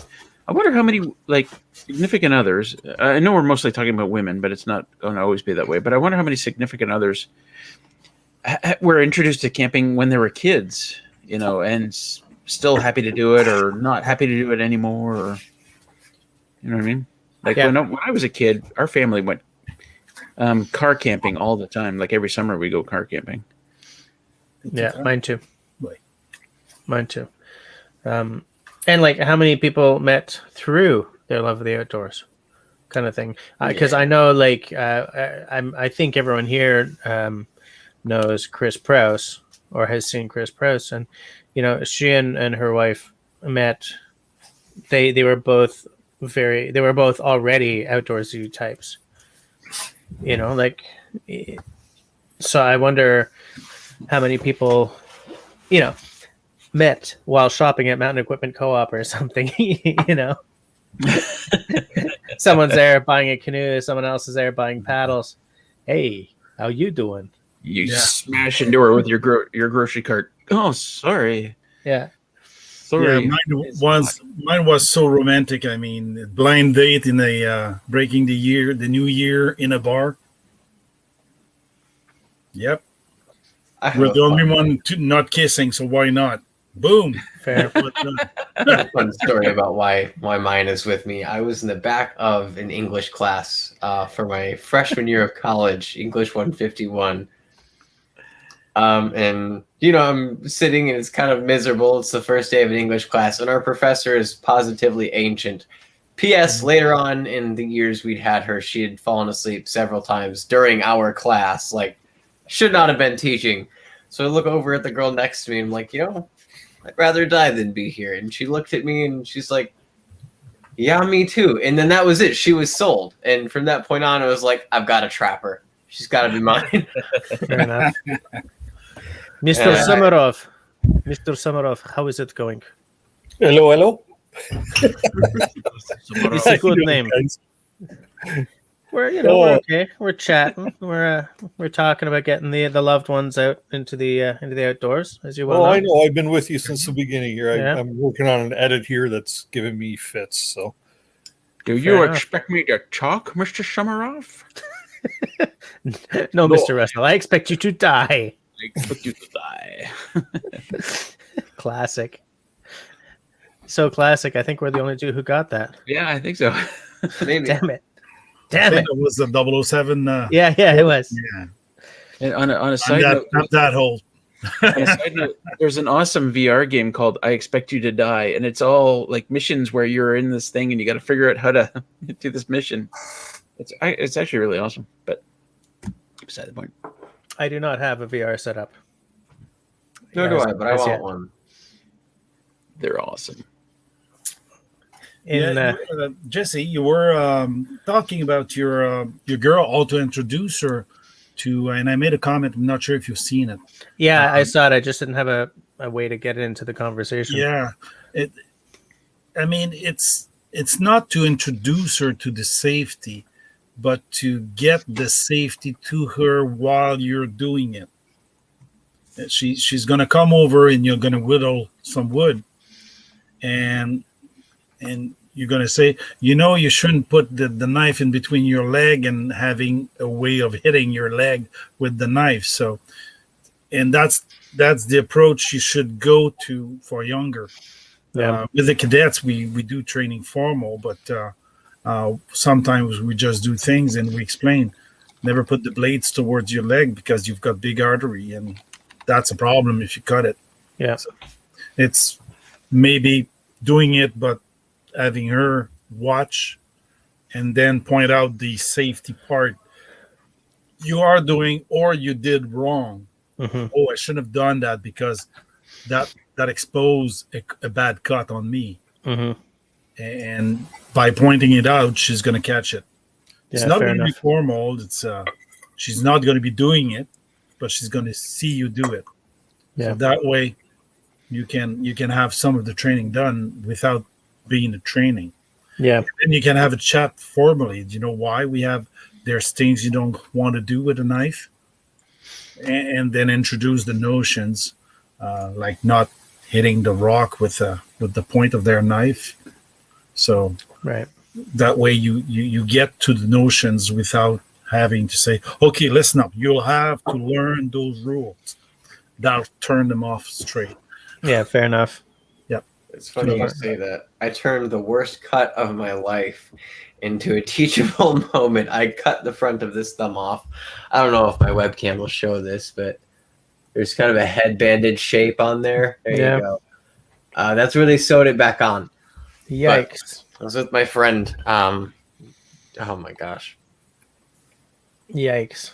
Jeez, is it like 12 years ago now, dude? Oh my God. For me, that's a long time. Yeah, for some of us, it's not that long, but it's still a chunk of. But yeah, I literally cut the front of my thumb off, and I remember looking over at him, and he had been watching me. I was trying to do a pull cut, but from the underside of a piece of wood, which is stupid as hell. But I was 10. What are you gonna do?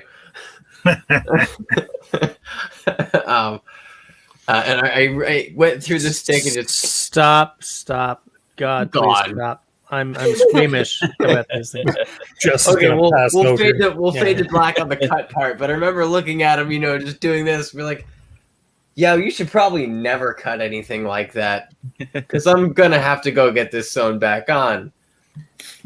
Nice. I had the whole, adrenaline vomit from the adrenaline in and out kind of thing. It was a time. I guarantee he's safe with knives now, though. I'm sure of it. Josh, you're looking pretty pale and sweaty there. I don't think I'm going to make it. You guys go on without me.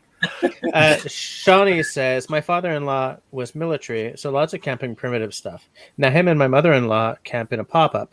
I guess these days they do because they're older. But my parents won't ever set foot camping because my mom had enough of it from childhood. How could you have enough of it? Do it wrong. Yeah, exactly. A good Probably point. Bad experience. Yeah. IRC says, see, daughter, don't cut yourself like dad because it hurts. Show her the beer stream where you, introduce yourself trying to get the stupid cap off. Remember that? Yeah. How many times did you cut yourself opening a bottle? Just once. But it was on screen with you and Simo sitting next to me. It only took one time. Oh, just once Oh my god, that was funny. on Just sitting screen. at the bench, and I remember you just like trying to almost look cool on camera, right? Just And like- doing the knife thing, and Schneikes, there's a hole in my knuckle. And didn't me and Simon open our? Well, Simon didn't have any, but I did open just beside you at the same time, not Yeah. even nudging, nothing.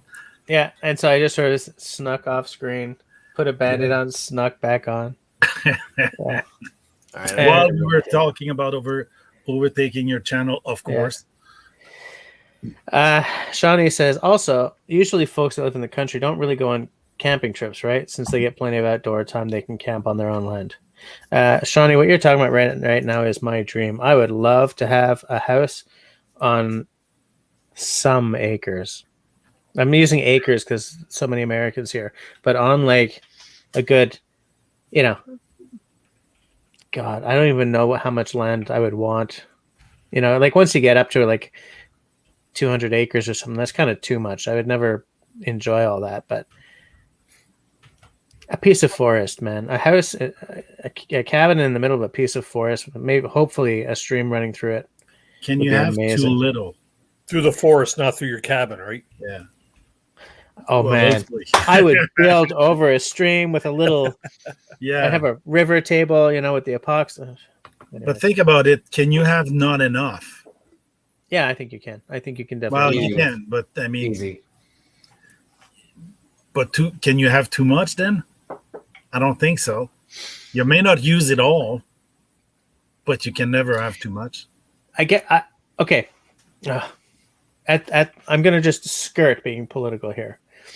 I would love to have 200 or 300 acres, so that I know that those acres are not being turned into a subdivision. Too That's late all for I'm gonna that. say about that. You're living in a city where there's no land anymore available. So Yeah, but I wouldn't buy land in the city, right? obviously, but I mean, if you go to Gaspésie, it's easy to get land, and it's easy not to be developed too. And it's beautiful out there. Oh yeah, it is, and that's the part of the country that got me into the outdoors. Oh yeah, it's easy to fall for the outdoors out there. I do want to point out that Mark here wants to make sure that we understand that 200 acres is not too much. Sorry, caps lock. He was. Stop yelling at us.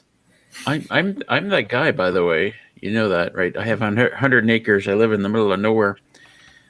I've often wondered, like, it's kind of like succession planning. Like, what happens to my property after I go? It would be nice to keep it like pristine like this forever.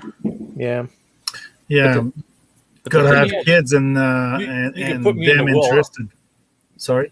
Here's the thing, like none of my kids are actually interested in coming here, and I get that, and maybe they will be someday. But the problem generally is you leave it to your 3 kids, and then they leave it to their 15 grandkids, and then at some point, somebody's either gonna pay somebody else off, or it just gets sold, or whatever, blah blah blah.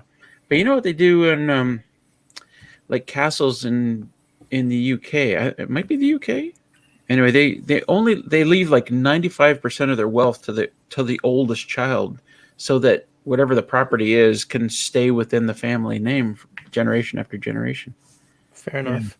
Yeah. It's the old ways where the oldest was the inheritant of the land, and he had to take over. Today it's kind of difficult.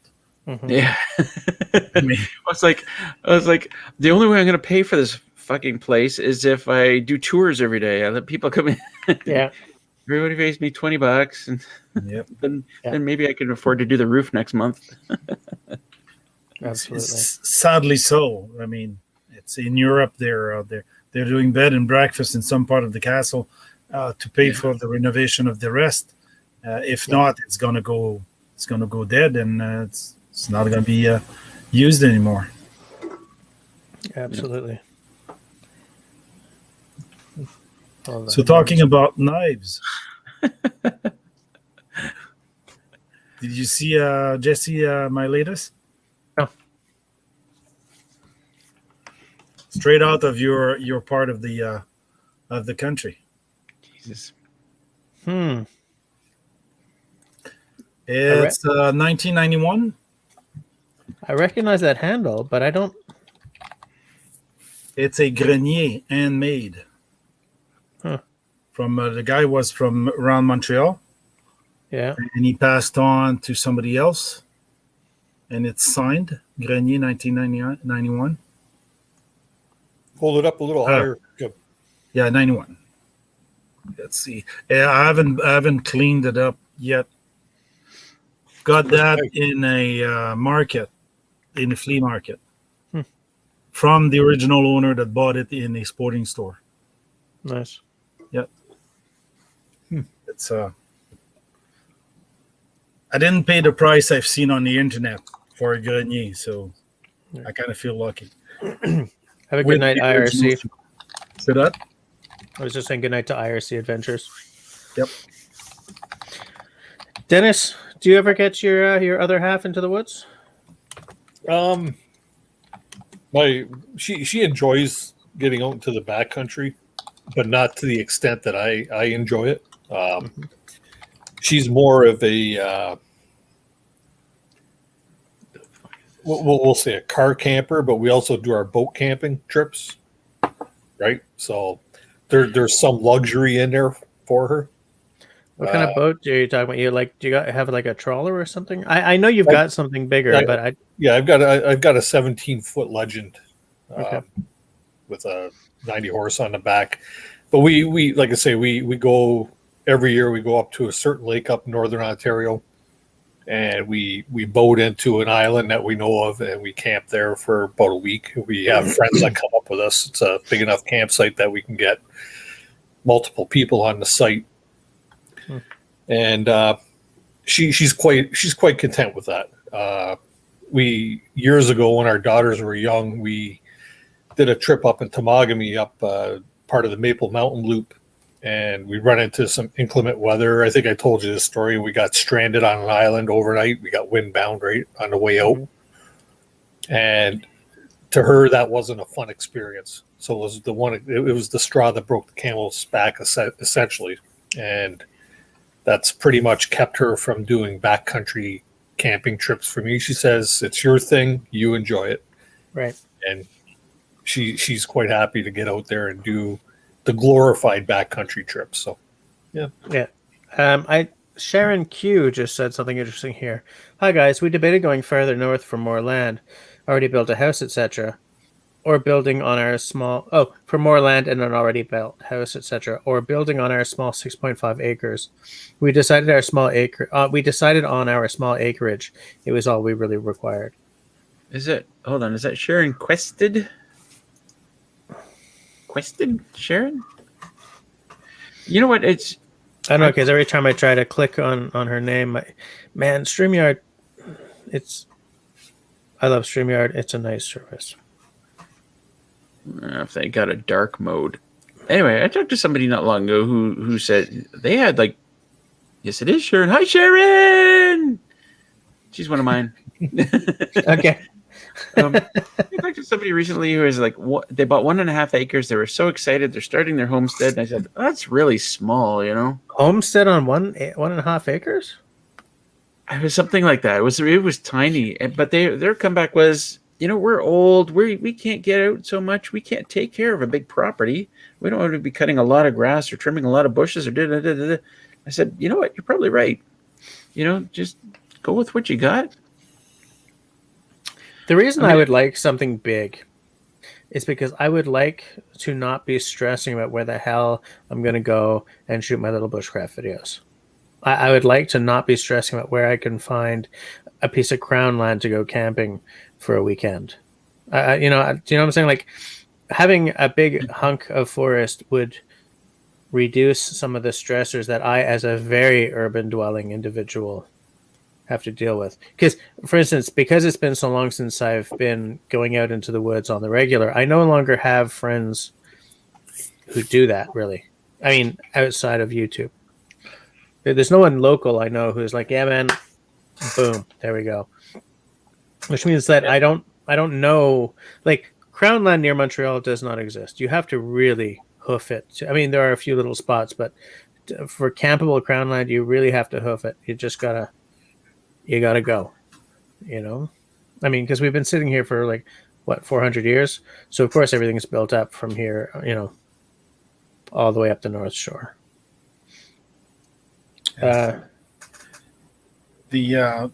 Since Canada is built 25% on the southern border of the land, I mean, it's way far to get to some open space.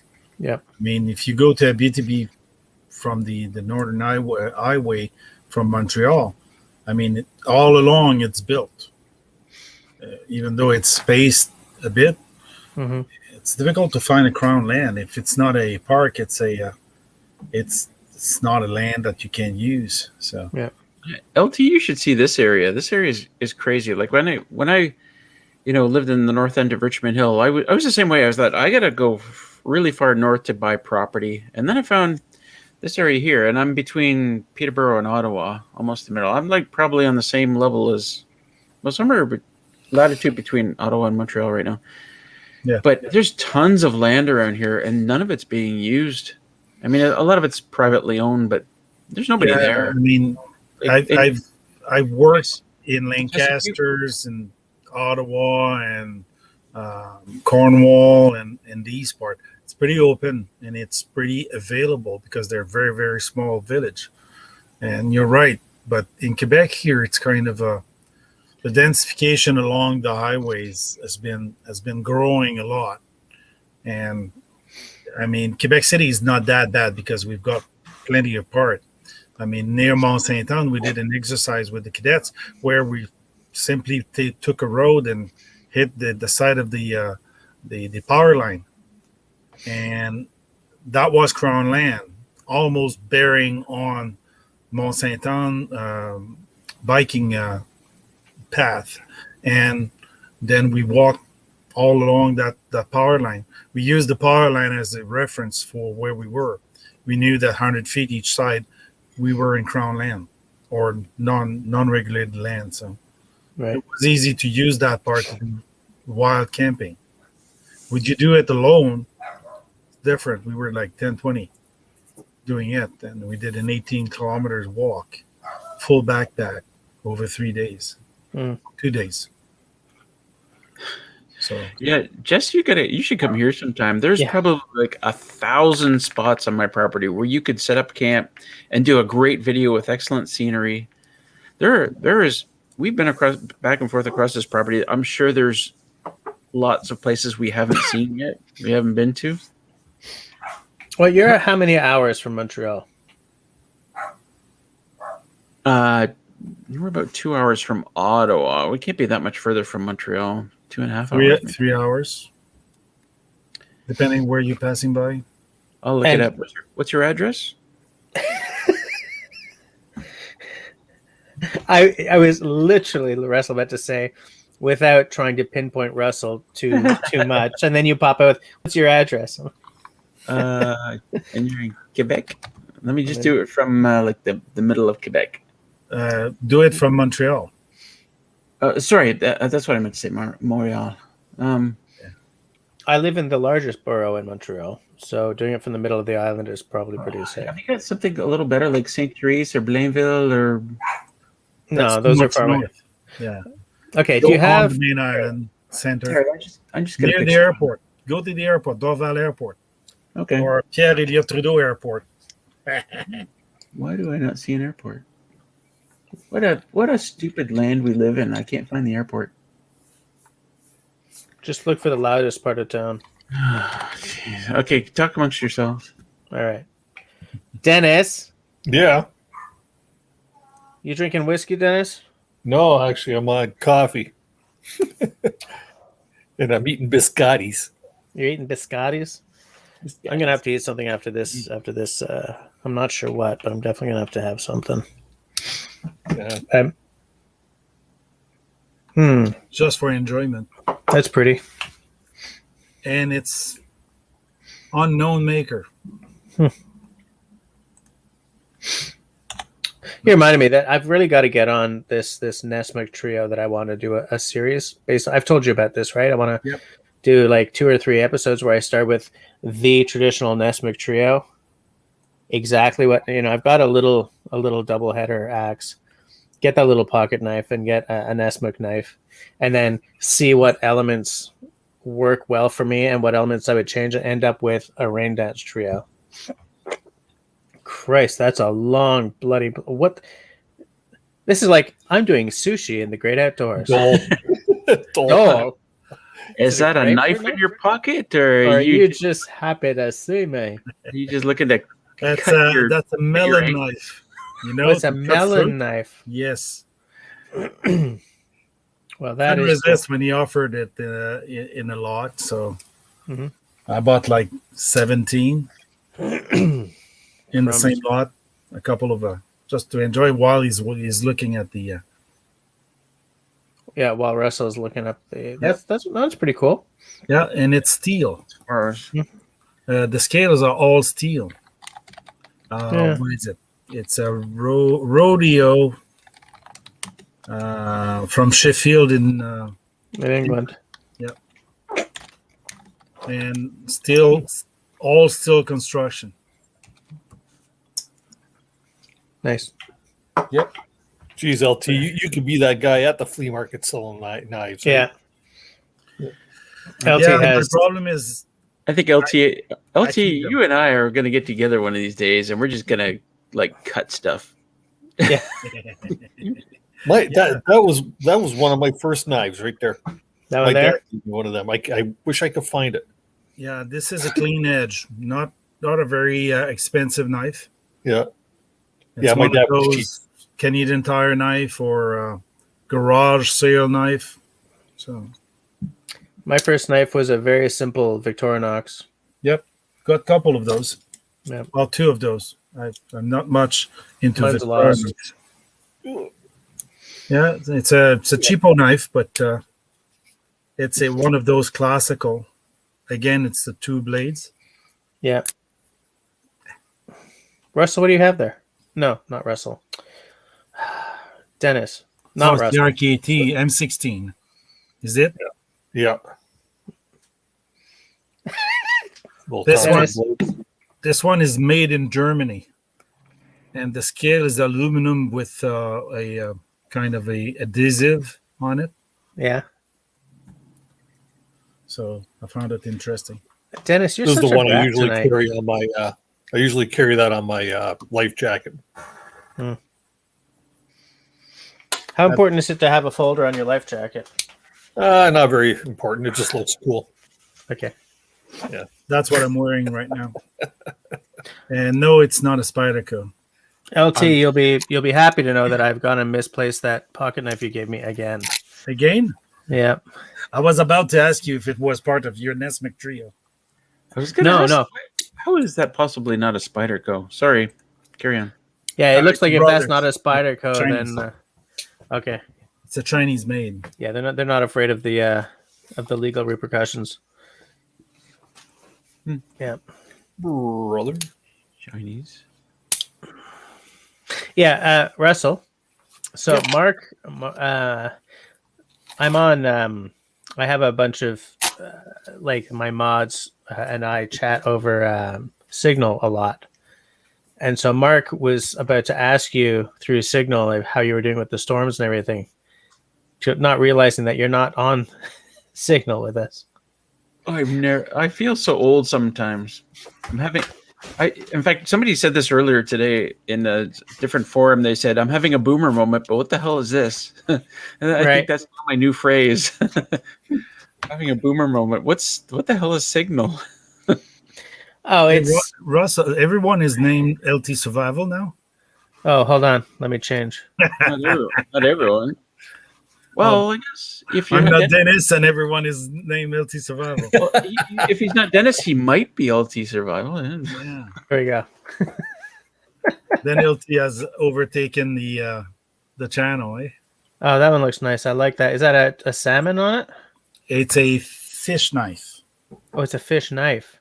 It's a fish knife for fishing, Yeah, and okay. the the Nova Scotia, New Brunswick ship again souvenir shop type sleeve, but the knife is nice, and it has scaler. Oh, Okay. Oh, is that what that is?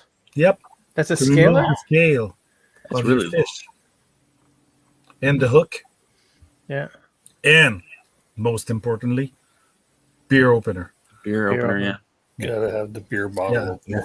Right. Oh Oh, yeah, yeah. Yeah, they and work it's nice. great on It's cans. pearl. It's pearl. Mhm.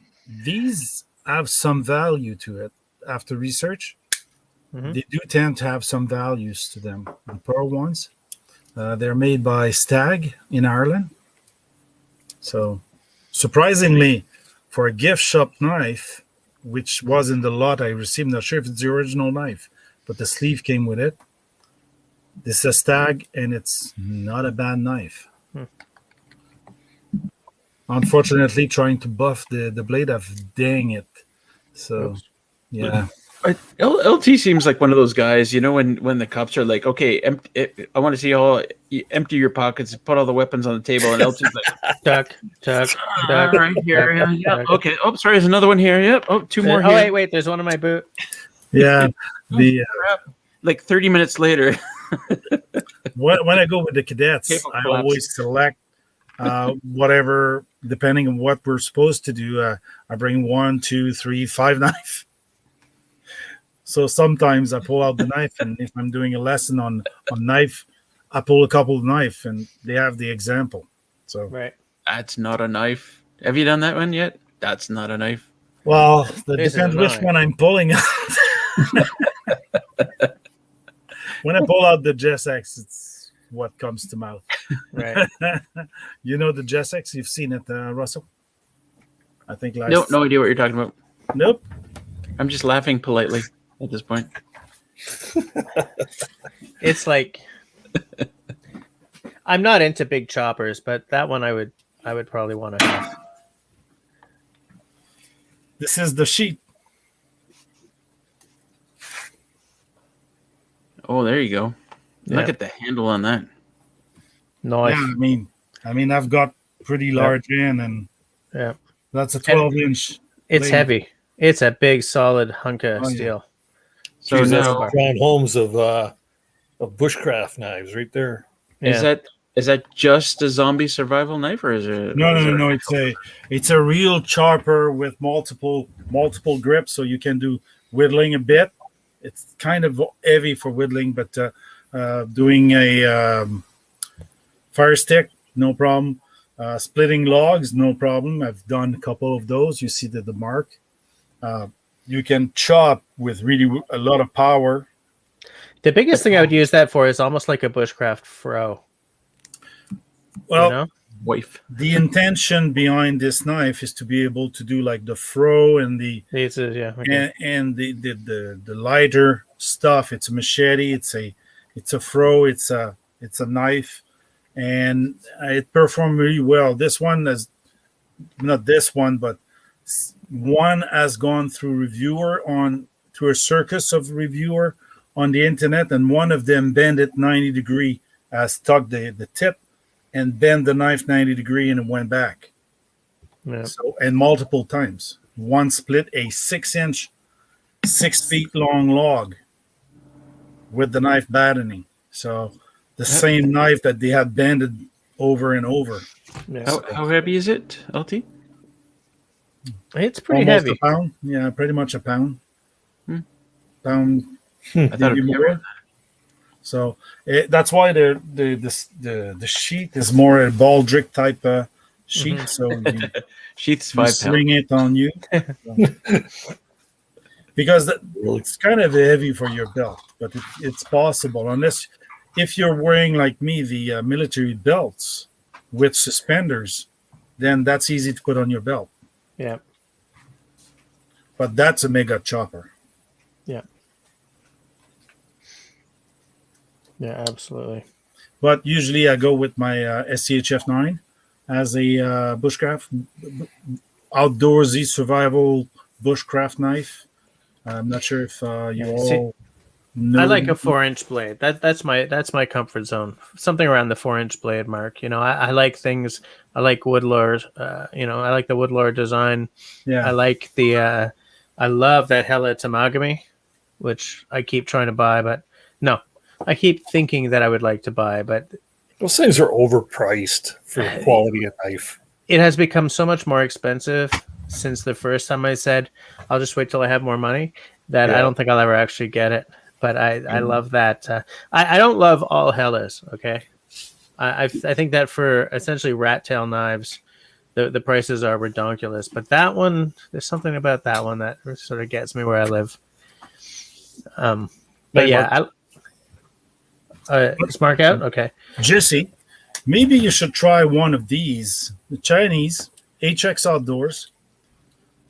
They cost about maximum $30. Yeah. And they're in your Nesmok style that you would like. And the blade is Oz 8, and it's not badly made. I've not done testing on it much, but feels pretty comfortable, and it is a bushcraft knife. Yeah. Of course, it's Chinese, but HX Outdoor is kind of the higher end of the cheapo knife, so it's one of those categories that you go higher and higher. So, Secondary bevel. yes, it does. It's a saber grind with a secondary bevel. Yeah. Okay. So it's not available in full flat grind, but it's one of those that are not bad at all. Right. And it's 4-inch blade, pretty much. Yeah. Pretty much. I see what Russell just had in his hand there. I was measuring the blade when you said 4 inches. I was like, mine's bigger than that. Yeah, isn't that a 5? Is Yeah. that the number 3 from Gronan? It's the number 4. Or, The survival? 4, yeah, survival. Yeah, that's Survival. 4-inch. 5.5 inches. 5.5. Yeah. Yes. 5 and Look a half. at it, ladies. Is that over? I didn't hear you. You don't want to hear it. You don't. Since we're pulling our knives out and measuring them up, mine's Yeah. 5.5. I got the same one as you got, and I got the number 3 also. So Yeah, I still have yet to. It's got them all. The size of the knife, it's how you use it. Oh. Hey, for me, I want the number 1. like, I like want- many says, you only use the first 1 inch, eh? This is getting so cringy. Did that? Nobody, everybody, behave yourselves. Hey, I didn't say it. Lieutenant Survival said it. Hey, Yeah. I pointed out the bottom part of it, not the top. Yeah. Is that channel overtaken or? God, that channel's demonetized. That being said, it is after 11. I've just noticed it's 8 past 11. So Yeah. for those of you in the side chat and everyone's still watching, why? But anyways, I hope to see all of you next week. Between now and then, everybody, please stay healthy, stay sane, stay safe, and be kind to one another. Good night, all. Literal.